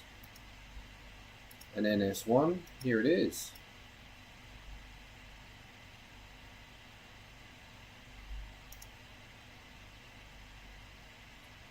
Yeah, I really want to know if budget, like, if money's not an option. Like, there's no, money's not a limit. You can have any bike you want. What is the most expensive 50cc on Yahoo Auction? Oh, come on. I'm an idiot. I should have just done this.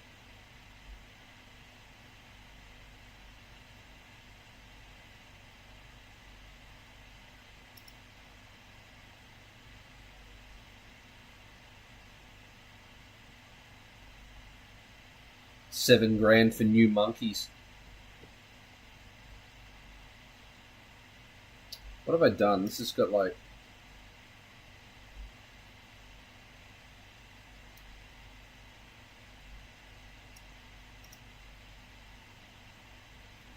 Here we go. Monkeys. An NSR 50 for $8,000. Very cool though. $8,000 worth. Very cool though.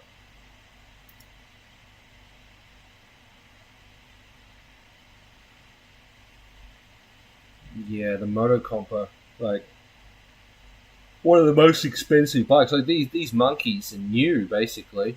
NSR looks new too. More monkeys. And then you've got the hella old Motocompo that's only popular because Mighty Car Mods wrote it.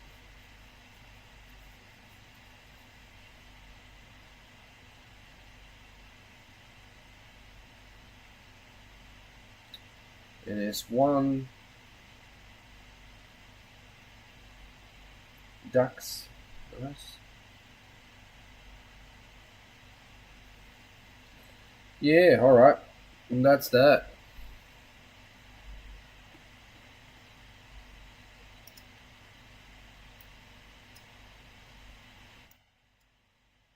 Okay, well, I'm out of beverage. This was, by the way, tonight was brought to you by Corona Zero Alcohol Beer.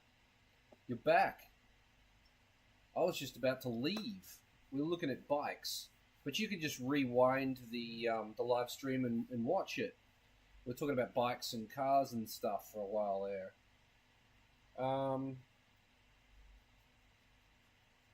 But yeah, I'm just about to head to bed. It's 1 o'clock in the morning.